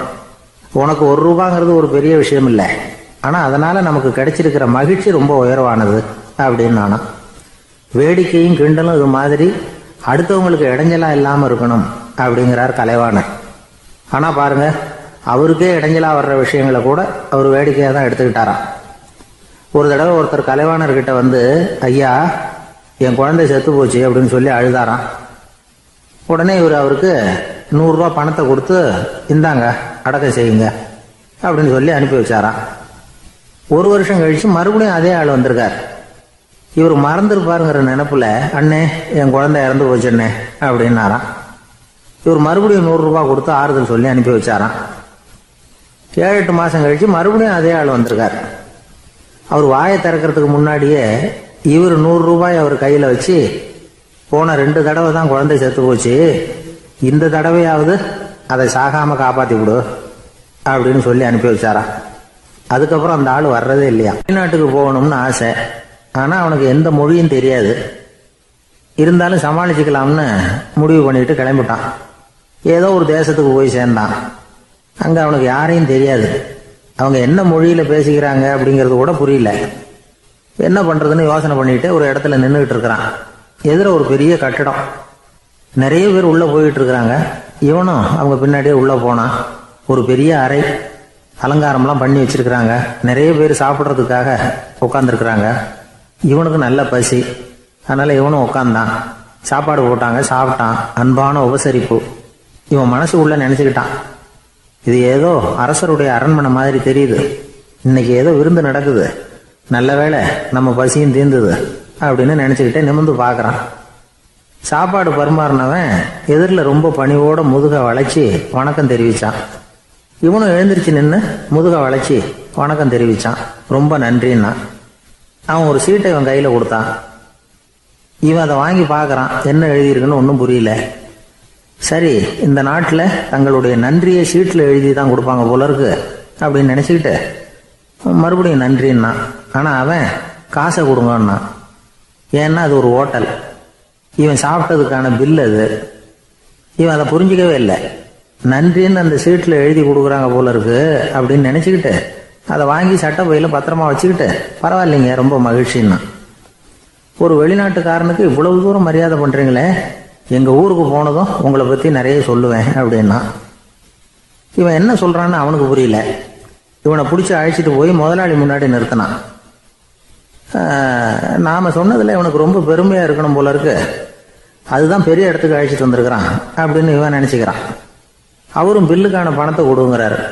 பரவாயில்லைங்க, ரொம்ப மகிழ்ச்சி, நன்றிங்கிறான் இவன். அவரு பார்த்தார், இவனை நீதிமன்றத்துக்கு அனுப்பி வச்சுட்டார். இவன் என்ன நினச்சிக்கிட்டான், நம்மளை இந்த ஊர் ராஜா முன்னாடியே அழைச்சிக்கிட்டு வந்து நிறுத்தி இருக்கிறாங்க போல இருக்கு, என்ன ஒரு பெருந்தன்மை அப்படின்னு நினச்சிக்கிறான். நீதிபதி சொன்னார், சாப்பிட்டதுக்கான பணத்தை கொடுத்துரு, இல்லைன்னா அதுக்கான தண்டனையை அனுபவிக்க வேண்டி இருக்கும்னார். ராஜாவே நமக்கு நன்றி சொல்றாரு போல இருக்கு அப்படின்னு நினச்சிக்கிறான் இவன். என் மகிழ்ச்சிக்கு எல்லையே இல்லைங்க அப்படின்னா. அவரு பார்த்தார், இவனுக்கு தண்டனை கொடுக்க வேண்டியதுதான் அப்படின்னு முடிவு பண்ணார். உடனே தீர்ப்பு எழுதினார். இவனை கழுதையில பின்புறமா உட்கார வைங்க, இவன் ஒரு மோசடிக்காரன் அப்படின்னு ஒரு போர்டு எழுதி அவன் கழுத்துல மாட்டுங்க, அப்புறம் அந்த கழுதையை ஊர் பூரா விரட்டுங்க அப்படின்னார். இவனுக்கு தான் மொழி புரியலையே, ஏதோ நடக்குது அப்படிங்கிறது மட்டும் புரியுது. எல்லாரும் சேர்ந்து இவனை ஒரு கழுதை மேல உட்கார வச்சாங்க. ஓஹோ, நம்மளை பாராட்டி ஒரு ஊர்வலம் நடத்துறாங்க போல இருக்கு அப்படின்னு நினைச்சுக்கிறான் இவன். எல்லாரும் சத்தம் போட்டுக்கிட்டே கையை தட்டிக்கிட்டு கழுதை பின்னாடி ஓடி வர்றாங்க. இவனுக்கு ரொம்ப உற்சாகமா இருக்குது. எல்லாருக்கும் கை கூப்பி வணக்கம் சொல்லிக்கிட்டே போறான். கூட்டத்துல திடீர்னு ஒரு தெரிஞ்ச முகம் தெரியுது. அவனுடைய தேசத்தை சேர்ந்த ஒரு ஆள் அவன். அவனை பார்த்ததும் இவனுக்கு ரொம்ப உற்சாகம். நம்ம ஊருக்கு போனதும் இங்க நமக்கு கிடைச்ச மரியாதையெல்லாம் உண்மைதான்னு சொல்றதுக்கு ஒரு சாட்சியும் கிடைச்சிட்டுது அப்படின்னு நினைச்சுக்கிறான். அவனை பார்த்து கத்தனான், நல்லா பார்த்துக்க, இந்த ஊர் மக்கள் எனக்கு எப்படிப்பட்ட வரவேற்பு கொடுக்குறாங்கிறத நல்லா கவனிச்சுக்கோ அப்படிங்கிறான். அவனுக்கு அவமானமா போட்டுது. தலையை குனிஞ்சுக்கிட்டே நழுவி போயிட்டான். இவன் பார்த்தான், அவன் தலை தெரியல. ஆகா, அவனுக்கு நம்ம மேல பொறாம போல இருக்கு, அதனாலதான் காணாம போயிட்டான் அப்படின்னு நினைச்சுக்கிறான். இப்படி ஒரு வேடிக்கை கதையை பெரியவங்க சொல்றது உண்டு. கதை வேடிக்கையா இருந்தாலும் இதுல உள்ள கருத்து என்ன தெரியுமா? அந்த கழுதை மேல உட்கார்ந்துருக்கிறானே, அது மாதிரிதான் நாமளும் அகங்காரம்ங்கிற கழுதை மேல உட்காந்துக்கிட்டு இருக்கோமா. நாமளும் கிட்டத்தட்ட அதே மாதிரி பிரம்மையில தான் இருக்கிறோமா. என்ன நடக்குதுங்கிறதே புரியறதில்லை. அகங்காரத்துல பேசுறவனுக்கும் சித்த சுவாதீனம் இல்லாம பேசுறவனுக்கும் அதிக வித்தியாசம் இருக்கிறது இல்லை. அது மாதிரி ஒருத்தன் தன்னுடைய வீட்டை சுத்தி சேற்ற வாரி இறைச்சிக்கிட்டு இருந்தானா. அந்த வழியா வந்த ஒரு பெரியவர் அதை பார்த்திருக்கார். என்னப்பா பண்ணிட்டு இருக்கிற அப்படின்னு கேட்டாராம். கழுதைகளை விரட்டிக்கிட்டு இருக்கிறேன் அப்படின்னானா. இங்க கழுதைகளே காணுமே அப்படின்னாராம் அவரு. அதுதான் ஏற்கனவே விரட்டி விட்டனே அப்படின்னானா இவன். ஒரு ரயில் வேகமா போயிட்டு இருக்கு. அது ஒரு ரயில்வே ஸ்டேஷன்ல கொஞ்ச நேரம் நின்னுது. அப்போ அதுல ஒரு ஆள் ஏறினார். தலையில ஒரு மூட்டையை வச்சிருந்தார். மூட்டையை தலையில சுமந்துக்கிட்டே உள்ள வந்தாரு. மூட்டையை தலையில சுமந்துக்கிட்டே ஒரு இடத்துல உட்கார்ந்தார். ரயில் மறுபடியும் புறப்பட்டது. இவர் தன் தலையில இருந்த மூட்டையை கீழே இறக்கி வைக்கணும்ல, வைக்கல, சுமந்துக்கிட்டே வர்றார். எதிரில் உட்காந்துருந்தவர் கேட்டார், ஏங்க ஏன் இப்படியே உட்காந்துருக்குறீங்க தலையில மூட்டையை வச்சுக்கிட்டு, மூட்டையை கீழே இறக்கி வைக்கலாமே அப்படின்னார். வேணாங்க, பாவம், தலையில இருக்கிற மூட்டையை இறக்கி ரயிலில் வச்சா ரயிலுக்கு பாரம் அதிகமாக இருக்கும் அப்படின்னார் அவரு. இப்படி ஒரு ஆளை பார்த்தா நமக்கு சிரிப்பு தான் வரும். ஏன்னா ரயிலுங்கிறது அந்த மூட்டையையும் சேர்த்து சுமந்துக்கிட்டு தான் போகுது. அவன் அந்த மூட்டையை தலையில வச்சிருந்தாலும் ஒண்ணுதான், தரையில வச்சிருந்தாலும் ஒண்ணுதான். அதனால ரயிலுக்கு எந்த மாற்றமும் ஏற்பட போறதில்லை. அதே மாதிரி தான் நம்ம மனமும். இதுவும் ஒரு தேவையில்லாத சுமை, அனாவசியமா சுமந்துக்கிட்டு இருக்கிறோம். இத கீழே இறக்கி வச்சுட்டா வாழ்க்கை பிரயாணம் சுகமா இருக்கும். ரயில் பிரயாணம் பண்ற அந்த ஆள் மூட்டையை சுமக்கிறான், வாழ்க்கை பிரயாணம் பண்ற நாம மனசை சுமக்கிறோம். இது ரெண்டுக்கும் எந்த வித்தியாசமும் இல்லை. மனசை கீழே இறக்கி வச்சுட்டா பாரம் இல்லாமல் வாழலாம், பறவைகள் மாதிரி பறக்கலாம், குழந்தைகள் மாதிரி கள்ளங்கபடம் இல்லாம வாழலாம். இந்த வெளி உலகத்துல நாம நிலை பெற்று இருக்கணும், வேரூன்றி இருக்கணும். அதே சமயம் நம்முடைய உள்வெளியில ஆன்மீக வாழ்க்கையில பாரம் இல்லாம இருக்கணும். அப்போ பறக்கணும், நதியை போல ஓடணும், மிதக்கணும். பயணம் சுகமா இருக்கும், களைப்பு தெரியாது, கவலை தெரியாது. ஒரு சீடன் போதி தர்மரை நாடி வந்தான். குருவே, நீங்கள் என்ன வெறுமையாக இருக்க சொன்னீங்க, நான் இப்போ மறுபடியும் வெறுமையானவன் ஆகிட்டேன், அதனால இப்போ என்ன செய்ய சொல்றீங்க என்ன அப்படின்னு சொல்லி நின்னான். உடனே அந்த குரு பக்கத்தில் இருந்த ஒரு குச்சியை எடுத்து அவன் தலையில அடிச்சு, போய் அந்த வெற்றுத்தன்மையையும் வீசி எறிந்து விட்டு வா அப்படின்னார். நான் இப்போ காலியா இருக்கிறேன்னு ஒருத்தன் சொல்றான்னு வச்சுங்க, அது உண்மை இல்லை. ஏன்னா இன்னமும் அதுல நான்கிற எண்ணம் இருக்குது. எந்த சிந்தனையும் இல்லாம இருக்கிறது கடினம்தான். ஆனாலும் மனிதன் அதுல உள்ள நுட்பத்தை புரிஞ்சுக்கிட்டான்னா இவ்வளவு தூரம் தூக்கி சுமந்துக்கிட்டு வந்த அந்த மனதின் முட்டாள்தனத்தை அவனே பார்த்துட்டு சிரிப்பான். இதுதான் பெரியவங்க சொல்லியிருக்கிற ஆலோசனை. நம்மால் ஒருத்தன் தலையில் ஒரு பெரிய மூங்கில் கூடையோட ரயிலில் வந்து உட்காந்தான். கூடை தலையில் இருந்தது, கீழே இறக்கி வைக்கல. எதிரில் இருந்தவர் கேட்டார், ஏங்க எதுக்காக அதை அனாவசியமாக சுமந்துக்கிட்டே இருக்கீங்க, கீழே இறக்கி வைங்களேன்னார். இல்லைங்க, நான் வீட்டை விட்டு புறப்படும் பொழுதே என் பையன் சொல்லிவிட்டான் கூடையை தலையை விட்டு இறக்கக்கூடாதுன்னு அப்படின்னார். அவன் சின்ன பையன், விவரம் இல்லாமல் சொல்லியிருப்பான். இப்போ என்ன நேரில் வந்தால் பார்த்துக்கிட்டு இருக்கிறான், நீங்கள் இறக்கி வைங்கன்னார் அவர். அவன் நேரில் பார்த்துக்கிட்டு இல்லை, இருந்தாலும் நான் இந்த கூடையை கீழே இறக்கி வச்சா அது அவனுக்கு தெரிஞ்சிடும் அப்படின்னாரு இவர். அது எப்படின்னார் அவர். அவன் தனக்கு டிக்கெட் வாங்க வேணாம்னு சொல்லி இப்போ இந்த கூடைக்குள்ளே தான் உட்காந்துருக்கிறான் அப்படின்னார் இவர்.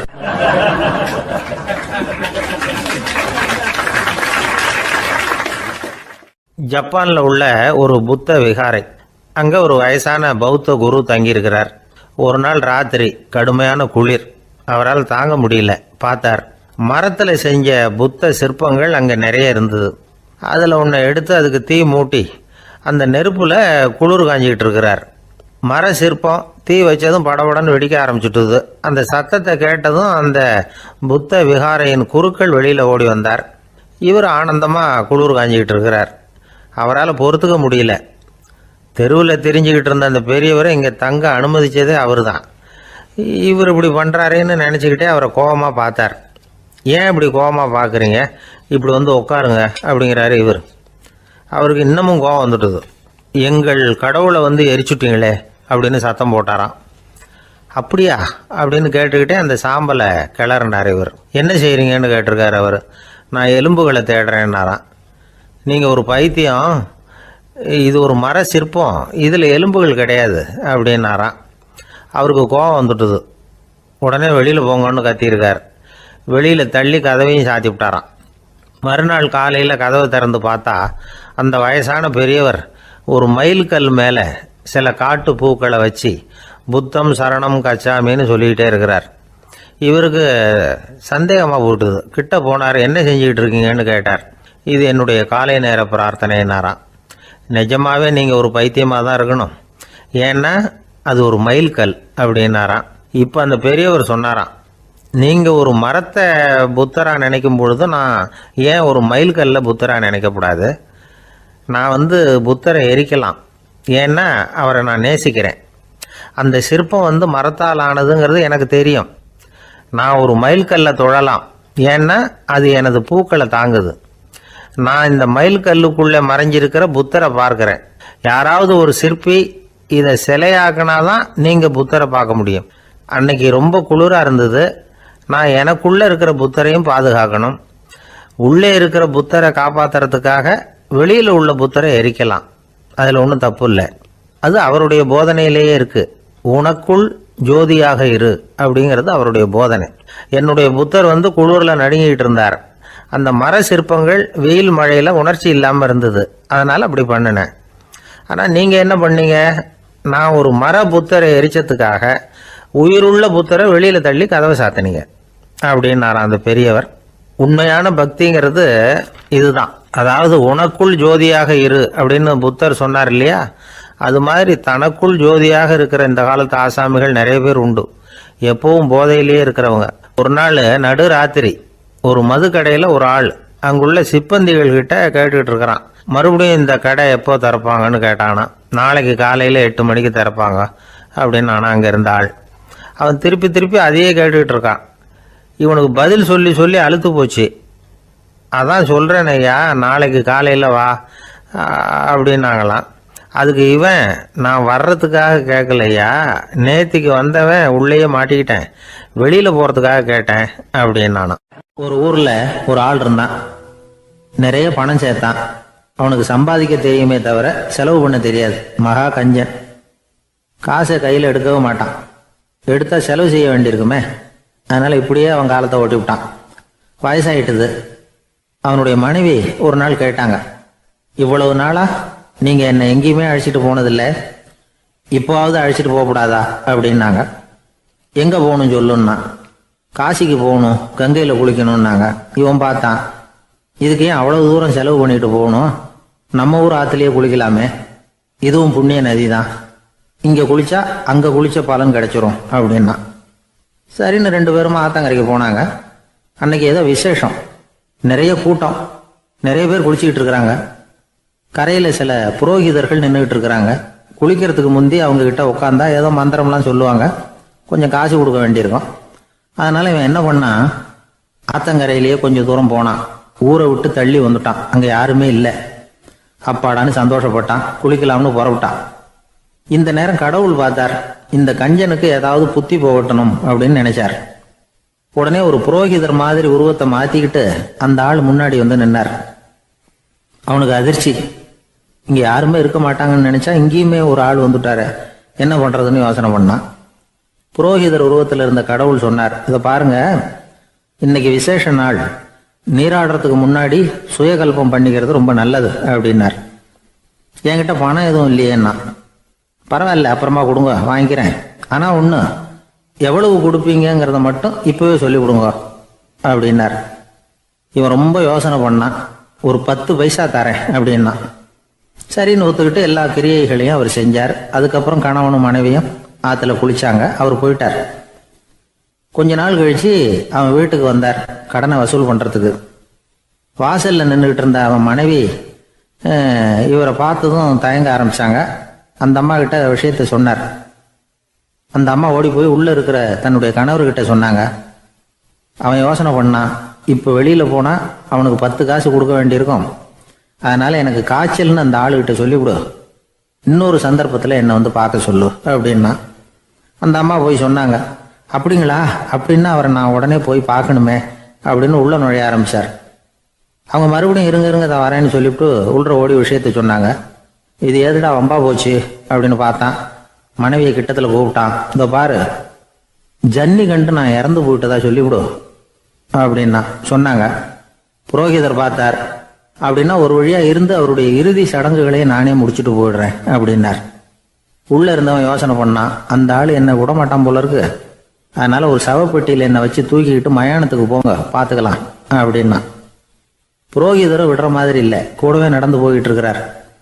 அங்கே இறக்கி சடங்குகளை முடிச்சுட்டு தீ வைக்கிற நேரம் பொட்டிக்குள்ள இருந்த நம்ம ஆள் அலறி அடிச்சுட்டு வெளியில ஓடி வந்தான். புரோகிதர் உருவத்தில் இருந்த கடவுள் சிரிச்சார், தன்னுடைய சுய உருவத்தை காட்டினார். அதுக்கப்புறம் அவனை கூப்பிட்டு, இதை பாருப்பா, ஏன் இப்படி அல்லாடுற, ஏதாவது வர வேணும்னா கேள் தரேன் அப்படின்னார். அவன் யோசனை பண்ணான். பகவானே, ஒரே ஒரு வரம் தான் உங்ககிட்ட கேட்கணும்னா. என்ன வேணும் கேளுன்னார். அந்த 10 பைசா தட்சணையை தள்ளுபடி பண்ணா போதும் அப்படின்னா. கடவுளும் சரின்னு சொல்லிட்டு போயிட்டார். இப்படி ஒரு கதையை சுவாமி சிவானந்தர் சொல்லியிருக்கிறார். செல்வந்தர்கள் பல பேர் இப்படித்தான் இருக்கிறாங்க. தாங்களும் அனுபவிக்க மாட்டாங்க, அடுத்தவங்களுக்கும் கொடுக்க மாட்டாங்க. இது மாதிரியான கஞ்சர்களுக்கு இந்த உலகம் இல்லை, அந்த உலகம் இல்லைங்கிறார் அவர். இந்த கதையில கடவுள் கடன் வசூலுக்கு வந்தது மாதிரி நம்ம ஊர் ஆள் ஒருத்தன் இன்னொருத்தர்கிட்ட 10 பைசா கடன் கொடுத்துட்டான். திருப்பி வாங்கறதுக்கு நடையா நடக்கிறான். கடைசியா கேட்டான், நீ எப்பதான் கடனை திருப்பி தரப்போற, அதை முடிவா சொல்லுன்னா. வர்ற வியாழக்கிழமை கண்டிப்பா கொடுத்துருவேன் அப்படின்னானா அவன். அன்னைக்கு நான் ஊர்ல இருக்க மாட்டேனே அப்படின்னானா இவன். அதனால என்ன, நானும் தான் அன்னைக்கு ஊர்ல இருக்க மாட்டேன் அப்படின்னானா. ராமகிருஷ்ணர் வாழ்ந்த காலத்துல நடந்த ஒரு நிகழ்ச்சி இது. அப்போ ஒரு ஓவியர் இருந்தாராம். அவருக்கு ஒரு ஆசை, ராமகிருஷ்ணர் படத்தை வரையணும், அதை அவர்கிட்டயே கொண்டுட்டு போய் காட்டி அபிப்பிராயம் கேட்கணும். இதுதான் அந்த ஓவியரின் ஆசை. உடனே ராமகிருஷ்ணர் படத்தை வரைஞ்சி முடித்தார்.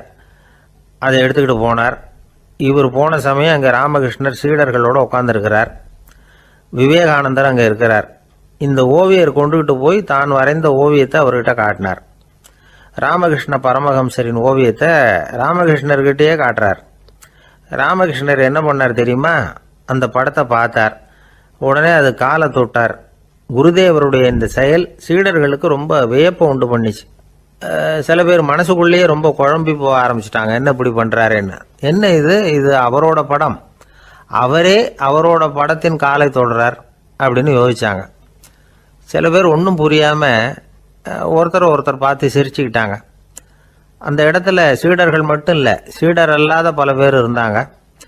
தன்னுடைய காலை தானே தொடர இவருடைய செயல் பற்றி என்ன நினைக்கிறது அப்படின்னு அவங்களும் குழம்பி போய் நிற்கிறாங்க. அந்த படத்தை வரைஞ்சி அவர்கிட்ட காட்டின அந்த ஓவியருக்கும் அதிர்ச்சி. இருந்தாலும் அவர் சீடர் கிடையாது. அதனால் கொஞ்சம் துணிச்சலை வர வச்சுக்கிட்டு கேட்டார், என்னங்க இது, என்னால் என்னுடைய கண்களையே நம்ப முடியல. இது உங்கள் சொந்த உருவப்படம், நீங்கள் உங்கள் சொந்த கால்களையே தொடுறீங்க, இது எங்களுக்கு கொஞ்சம் சங்கடமாக இருக்குதே அப்படின்னார். ராமகிருஷ்ணரின் கண்களில் ஆனந்த கண்ணீர் வழிஞ்சுதான். அவர் சொன்னாராம், இது என்னோட படம்ங்கிறது எனக்கு தெரியும், ஆனால் இது என்னோட படம்ங்கிறதுனால நான் இதோட காலை தொடலை. நீ என்னுடைய சமாதி நிலையை இந்த படத்தில் படம் பிடிச்சி காட்டியிருக்கிற, அதனால் அதோட காலை தொடறேன். சமாதி நிலையில் யார் இருந்தாலும், அது என்னுடைய படமாக இருந்தாலும் சரி அல்லது வேறு யாருடைய படமாக இருந்தாலும் சரி, படம் யாருதுங்கிறது முக்கியம் இல்லை. இதில் எது முக்கியம்னா அது தன்னை உணர்ந்த ஒரு உணர்நிலையின் படம். அப்படி இருக்கிறப்போ அதோட காலை நான் தொடணும். அதுக்கு நீங்கள் எல்லாரும் ஏன் சங்கடப்படுறீங்கன்னு எனக்கு தெரியல அப்படின்னாராம். இப்போ தான் அங்கே இருந்த சீடர்களுக்கும் மற்றவங்களுக்கும் விவரம் புரிஞ்சுதான். இதுக்கு முன்னாடி யாரும் செய்யாததை இவர் செஞ்சிருக்கிறார், ஆனால் அவருடைய காரணம் ரொம்ப நியாயமானது அப்படிங்கிறத உணர்ந்தாங்களாம். இதுவரைக்கும் ஆன்மீகத்தில் சமாதி நிலை, அதாவது தன்னை உணர்ந்த நிலை பற்றி புரிஞ்சுக்கிட்டோம். இல்லறத்தில் ஏற்படக்கூடிய சமாதி நிலை பற்றி உங்களுக்கு தெரியுமா? ஒரு அம்மா டாக்டர்கிட்ட வந்து சொன்னாங்களாம், டாக்டர், என் வீட்டுக்காரருக்கு உடம்புல ஏதோ கோளாறுன்னு நினைக்கிறேன், நான் எவ்வளவு நேரம் பேசினாலும் காதில் விழாத மாதிரி உட்காந்துருக்கிறார் அப்படின்னாங்களாம். அதுக்கு அந்த டாக்டர் சொன்னாராம், அம்மா, அது உடம்பு கோளாறு இல்லை, அது ஒரு பெரிய திறமை அப்படின்னாராம். எனக்கு இது மட்டும்தான் சார் தெரியும், இதை தவிர வேறு எதுவும் தெரியாது அப்படின்னு சொல்லிக்கிட்டே காலம் தள்ளுறவங்க ரொம்ப பேர். அவங்கெல்லாம் கஷ்டப்பட வேண்டியிருக்கும். ஒருத்தர் தன்னுடைய தொழிலில் ரொம்ப கெட்டிக்காரராக இருக்கலாம், அதுக்காக எப்பவும் அதே ஞாபகத்தில் இருந்துக்கிட்டு உலகியல் அறிவு இல்லாமல் இருந்துடக்கூடாது, அது ஆபத்து. இதுக்காக நம்ம தாத்தா பாட்டிலாம் ஒரு கதை சொல்லுவாங்களே, கேள்விப்பட்டிருக்கீங்களா? ஒரு சமயம் ஒரு 4 பேர் சேர்ந்து வெளியூருக்கு பிரயாணம் போனாங்களாம். அந்த 4 பேர் எப்படி தெரியுமா? ஒருத்தர் வந்து வேதாந்தி, இன்னொருத்தர் சங்கீத வித்வான், 3வது ஆள் வைத்தியர், 4வது ஆள் ஜோசியர். இவங்க 4 பேரும் நண்பர்கள். அதனால் சேர்ந்து புறப்பட்டாங்க. வழியில் ஒரு ஊரில் தங்கினாங்க. இருட்டி போச்சு. அதனால் இன்றைக்கி ராத்திரி இங்கேயே தங்கி இருந்துட்டு நாளைக்கு புறப்படலாம் அப்படின்னு தீர்மானம் பண்ணாங்க. சாப்பாட்டுக்கு என்ன பண்ணுறது? அங்கேயே கடத்தெருவுக்கு போய் சாமான்லாம் வாங்கியாந்து சமைச்சு சாப்பிட்லாம்னு முடிவு பண்ணாங்க. 4 பேர் இருக்கிறதுனால ஆளுக்கு ஒரு காரியமாக செய்யலாம் அப்படின்னு வேலையை பிரிச்சுக்கிட்டாங்க. வைத்தியர் வந்து கறிகாய் வாங்க போனார், வேதாந்தி வந்து எண்ணெய் வாங்க போனார், ஜோசியர் வந்து பலசரக்கு வாங்க போனார், சங்கீத வித்வானுக்கு சமைக்கிற வேலை. எல்லாம் சரி, ஆனால் நடந்தது என்ன தெரியுமா? கடைத்தெருவுக்கு காய்கறி வாங்க போனார்ல வைத்தியர், அங்கே போய் மார்க்கெட்டில் பார்த்தார், ஒவ்வொரு கறிகாயாக எடுத்து பார்த்தார்.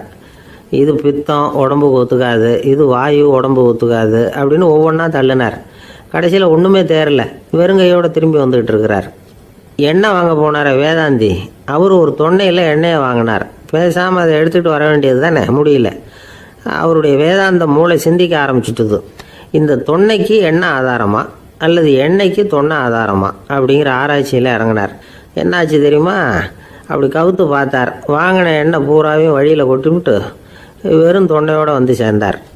பலசரக்கு வாங்க போனார் ஜோசியர், அவர் ஒரு வழியில் பார்த்தாரு. வழியில் வந்தவங்களெல்லாம் அங்கங்கே ஒரு மரத்தடியில் உட்கார வச்சு அவங்களுக்கெல்லாம் ஆர்வம் சொல்ல ஆரம்பிச்சிட்டார். அப்படி ஒவ்வொருத்தராக சொல்லி முடிச்சுட்டு கடத்தருக்கு போய் சேர்ந்தார். இவர் அங்கே போய் சேர்றதுக்குள்ளே ரொம்ப நேரம் ஆகிட்டுது. கடையெல்லாம் பூட்டி விட்டு போயிட்டாங்க. என்ன செய்கிறது? அவரும் வெறுங்கையோட திரும்பி வந்து சேர்ந்தார். சரி, இவங்க கதை தான் இப்படி ஆச்சு. அங்கே சமைக்கிறதுக்காக உட்காந்துருந்தார் சங்கீத வித்வான், அவர் கதை என்னாச்சு தெரியுமா? அங்கே அவர் அடுப்பை பற்ற வச்சு ஒலையை கொதிக்க வச்சார். அதாவது ஒரு பானையில் தண்ணியை ஊற்றி அடுப்பில் வச்சார். அது கொதிக்க ஆரம்பிச்சிது. தண்ணி கொதிக்கிற சத்தம் இருக்குதுல்ல, அது இவருக்கு தாளம் போடுறது மாதிரி இருந்தது. ஒரே குஷி, பாட ஆரம்பிச்சிட்டார். பாடிக்கிட்டே உற்சாகமாக கையில் இருந்த கரண்டியால் அந்த பானையில் தட்டினார், தாளம் போடுறதா நினச்சிக்கிட்டு. அவ்வளவுதான், பானை பட்டுன்னு உடஞ்சி போச்சு. தலையில் கையை வச்சுக்கிட்டு அவரும் உட்காந்துட்டார். எந்த தொழில் தெரிஞ்சாலும் சரி, அதை புத்திசாலித்தனமாக பயன்படுத்த தெரியலன்னா ஆபத்து தான். அதுக்காக தான் இந்த கதை. ஒரு பஸ்ஸு டிரைவர் ரொம்ப கெட்டிக்காரரு, பஸ்ஸை ரொம்ப திறமையாக ஆபத்து இல்லாமல் ஓட்டினதுக்காக பரிசுலாம் வாங்கினவர். அவரே ஒரு படகு ஓட்டுறதுக்காக அழைச்சிட்டு போயிருக்கிறாங்க, மோட்டார் படகு. அதையும் ரொம்ப திறமையாக தான் ஓட்டிகிட்டு போயிருக்கிறாரு. நடுக்கடலில் போனதும் படகு நின்று போச்சு. மோட்டாரில் ஏதோ கோளாறு. என்ன செய்யலாம் அப்படின்னு அந்த டிரைவரை கேட்டிருக்கிறாங்க படகுல இருந்தவங்கெல்லாம். அப்போ அவர் சொன்னாராம், கவலைப்படாதீங்க, ஒன்றும் பிரச்சனை இல்லை, எல்லாரும் கொஞ்சம் கீழே இறங்கி பின்னாடி தள்ளுங்க, மோட்டார் ஸ்டார்ட் ஆகிடும் அப்படின்னாராம். எனக்கு தெரிஞ்ச ஒருத்தர் இருக்கார். அவர் ஒரு பெரிய காவல்துறை அதிகாரி, ரொம்ப கண்டிப்பானவர். அவரை கண்டாவே எல்லாரும் பயப்படுவாங்க. அப்படிப்பட்டவர் வீட்டுக்கு போனால் அப்படியே அடியோடு மாறிடுவார். அங்கே போய் பார்த்தீங்கன்னா குழந்தைகளோட குழந்தையா அவர் விளையாடிக்கிட்டு இருப்பார். அலுவலக சமயத்தில் பார்த்தீங்கன்னா குதிரை முதுகில் அவர் உட்காந்துருப்பார். வீட்டில் பார்த்தீங்கன்னா அவர் முதுகில் குழந்தை உட்காந்துருக்கும். அவர் குதிரை மாதிரி போயிட்டு இருப்பார். இது எப்படிங்க முடியுது உங்களால் அப்படின்னு கேட்டாங்க. அது ஒன்றும் இல்லை, இங்கே வீட்டுக்கு வந்த உடனே என்னோட மனசை தனியாக எடுத்து வச்சிருவேன் அப்படின்னார். அது என்னங்க உங்கள் சட்டப்பயிலியாக இருக்குது மனசு, அது தனியாக எடுத்து வைக்கிறதுக்கு அப்படின்னு கேட்டாங்க. அப்படி இல்லைங்க, இது ஒரு பயிற்சி, மனப்பயிற்சி, அவ்வளவுதான் அப்படின்னார். இப்படி சமயம் பார்த்து மனசை தனியாக வச்சுவிட தெரிஞ்சவங்க வாழ்க்கையில் எப்பவும் உற்சாகமாக இருப்பாங்க அப்படிங்கிறது பெரியவங்க கருத்து. ஒரு டாக்டர் ஆஸ்பத்திரியில் இருக்கிற வரைக்கும் டாக்டராக இருக்கலாம். அவர் மனைவிகிட்டையும் அவர் டாக்டராக இருக்க வேண்டிய அவசியம் இல்லை. ஒரு வக்கீல் கோர்ட்டில் இருக்கிற வரைக்கும் வக்கீலாக இருக்கலாம். வீட்டுக்கு வந்ததுக்கு அப்புறமும் வக்கீலாக இருக்க வேண்டிய அவசியம் கிடையாது. வீட்டில் குழந்தைகள்கிட்ட விளையாடும் பொழுதும் அதுகள்கிட்ட ஃபீஸு கேட்டுக்கிட்டு இருக்கக்கூடாது. நாம் எப்படி இருக்கணும்னு பெரியவங்க சொல்கிறாங்கன்னா, மனசோட சேரக்கூடாதான். அப்படி சேராமல் வாழ்க்கையை கவனிக்கணுமா. மனசை அப்படியே தனியாக எடுத்து பக்கத்தில் வச்சுடணும். அப்படின்னா அதை அப்படியே தூக்கி எறிஞ்சுடு அப்படின்னு அர்த்தம் இல்லை. ஏன்னா மனசுங்கிறது நமக்கு உபயோகப்படக்கூடிய ஒன்று தான். எப்போ எப்போ அது தேவையோ அப்பப்போ எடுத்து உபயோகப்படுத்திக்கணும். தேவைப்படுறப்போ எடுத்து கண்ணாடியை மாட்டிக்கிறோம்ல, படிக்கும் பொழுது கண்ணாடி தேவைப்படுது, எடுத்து மாட்டிக்கிறோம் இல்லையா, அது மாதிரி கணக்கு போடுறதுக்கு மனசு தேவை. கடைக்கு போய் ஒரு பொருள் வாங்குகிறோம், காசு கொடுக்குறோம், மீதி சில்லறை சரியாக இருக்கா அப்படின்னு எண்ணி பார்த்து வாங்க வேண்டியிருக்கு. அந்த சமயத்தில் மனசை எடுத்து தனியாக வச்சுட்டேன் அப்படின்னு சொல்லிட்டு இருக்கக்கூடாது. பரீட்சைக்கு படிக்க வேண்டியிருக்குது, படித்ததையெல்லாம் அப்படியே நினைவில் வச்சுக்க வேண்டியிருக்கு. அந்த சமயத்தில் மனசை தூக்கி எறிஞ்சுட்டேன் சார் அப்படின்னு சொல்லிட்டு இருக்கக்கூடாது. அப்படி சொன்னால் பரீட்சை நம்மளை தூக்கி எறிஞ்சிடும். அதனால் தேவைப்படுறப்போ மனசை உபயோகப்படுத்தணும், தேவையில்லாதப்போ அது தனியாக ஓய்வு எடுத்துக்க விட்டுடணும். இப்படி நாம் பழக்கப்படுத்திக்கிட்டா வாழ்க்கைங்கிறது நமக்கு புதுசாக தெரியுமா. மனசுக்கும் ஒரு சக்தி கிடைக்கும். எந்திரங்களுக்கு ஓய்வு கொடுக்குற மாதிரி மனசுக்கும் ஓய்வு கொடுக்கணும், இல்லைன்னா அது களைச்சி போயிடும். குழந்தைகள் மனசை சுமந்துக்கிட்டு இருக்கிறது இல்லை. இது முதியவர்கள் குழந்தைகள்கிட்ட இருந்து கற்றுக்க வேண்டிய ஒரு பாடம். ஆனாலும் இந்த கால குழந்தைகள்கிட்ட ரொம்ப எச்சரிக்கையாக இருக்க வேண்டியிருக்கு. ஒரு தாத்தாவும் பேரனும் விளையாடிக்கிட்டு இருக்கிறாங்க. தாத்தா எனக்கு சைக்கிள் ஓட்ட கற்றுக் கொடு அப்படிங்கிறான் பேரன். சைக்கிள் உயரம் கூட இல்லை, அதுக்குள்ளே சைக்கிள் ஓட்டணுமா அப்படின்னார் தாத்தா. ஏன் தாத்தா, ரயில் ஓட்டுறாரு, அவர் என்ன ரயில் நீளமாக இருக்கார் அப்படின்னு கேட்டானா அந்த பையன். சங்கீத வித்வான்களில் பல வகை உண்டு. சில குறிப்பிட்ட ராகங்களை பாடுறதுல அவங்களுக்கு பெருமை வர்றது உண்டு. ஆனால் ஒருத்தர் இருந்தார், அவரால் ஒரு ராகத்துக்கே பெருமை வந்தது. அந்த ராகத்தை அவர் வாசித்து கேட்கணும் அப்படின்னு சொல்லுவாங்க. அது என்ன ராகம்னா தோடி ராகம். சரி, அந்த வித்வான் யாருன்னா அவர் தான் திருவாவடுதுறை ராஜரத்னம் பிள்ளை. பேராசிரியர் கல்கி ஒரு சமயம் தம்முடைய பத்திரிகையில் எழுதினாராம். அதை அப்படியே படிக்கிறேன் கேளுங்களேன். ஆகா, ஸ்ரீ ராஜரத்னம் பிள்ளையின் தோடி ஆலாபனையை முதலில் கேட்டபோது அவருடைய கற்பனையை விட்டு தள்ளுங்கள். நம்முடைய மனதில் என்னென்ன இன்பமயமான கற்பனைகள் எல்லாம் உதித்தன. குழந்தை தாயிடம் கொஞ்சம் குரலை கேட்டோம், அன்னை குழந்தையிடம் கொஞ்சம் குரலை கேட்டோம், ரதியும் மன்மதனும் பேசிக்கொண்ட காதல் மொழிகளை கேட்டோம், முருகன் சிவபெருமான் செவிகுளர மொழிந்த உபதேசத்தை கேட்டோம், கலைமகள் கவிஞனுக்கு அருளிய ஆசி மொழிகளை கேட்டோம், நாரத முனிவருடைய தம்பூரா சுருதியை கேட்டோம், ராவணன் தன் எலும்பை ஒடித்து வீணையாகச் செய்து வாசித்த கானத்தை கேட்டோம், கானப்பறவைகளின் கலகல ஒலியை கேட்டோம், கோல குயில்களின் குரல் இனிமையை கேட்டோம்.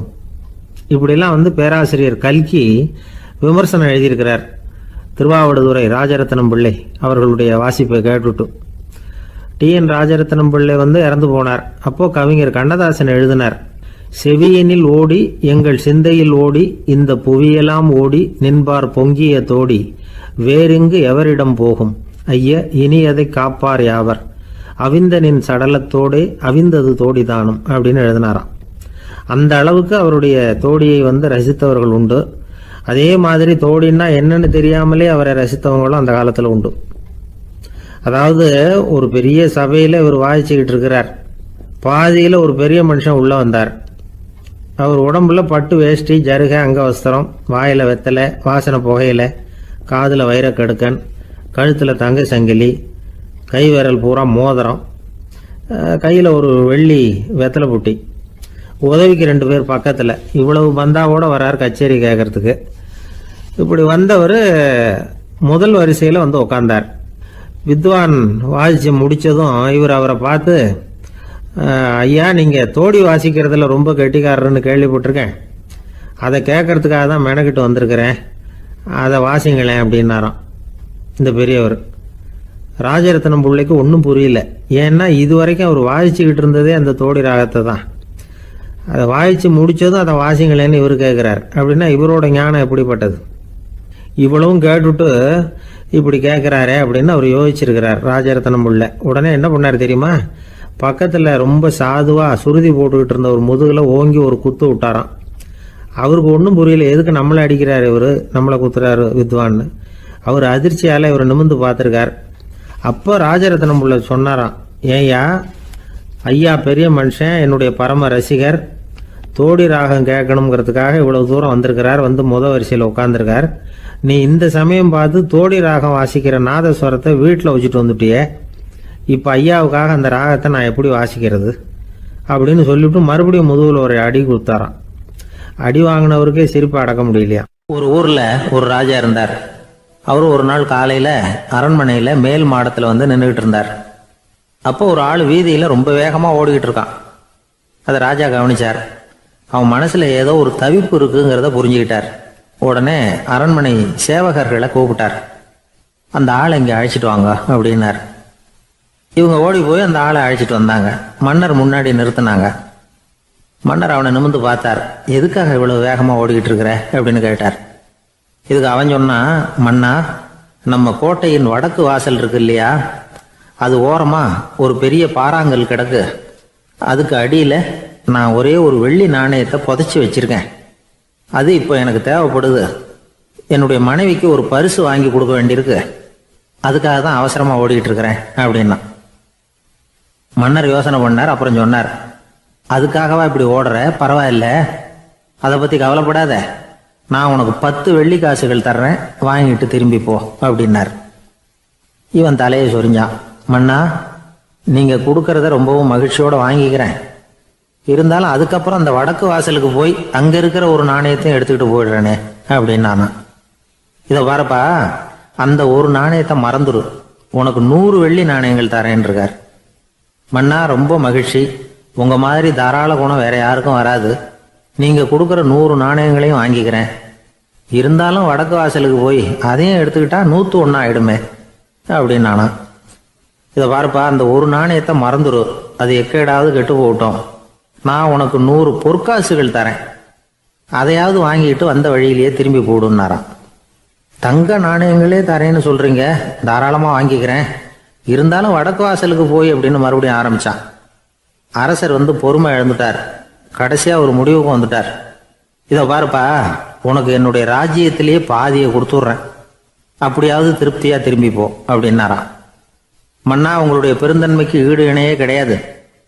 தேசத்திலேயே பாதி பிரித்து கொடுக்குறேன்னு சொல்கிறீங்க, அதனால் உங்ககிட்ட ஒரு சின்ன வேண்டுகோள் அப்படின்னானா. சொல்லுன்னாராம் மன்னர் ஆர்வம்.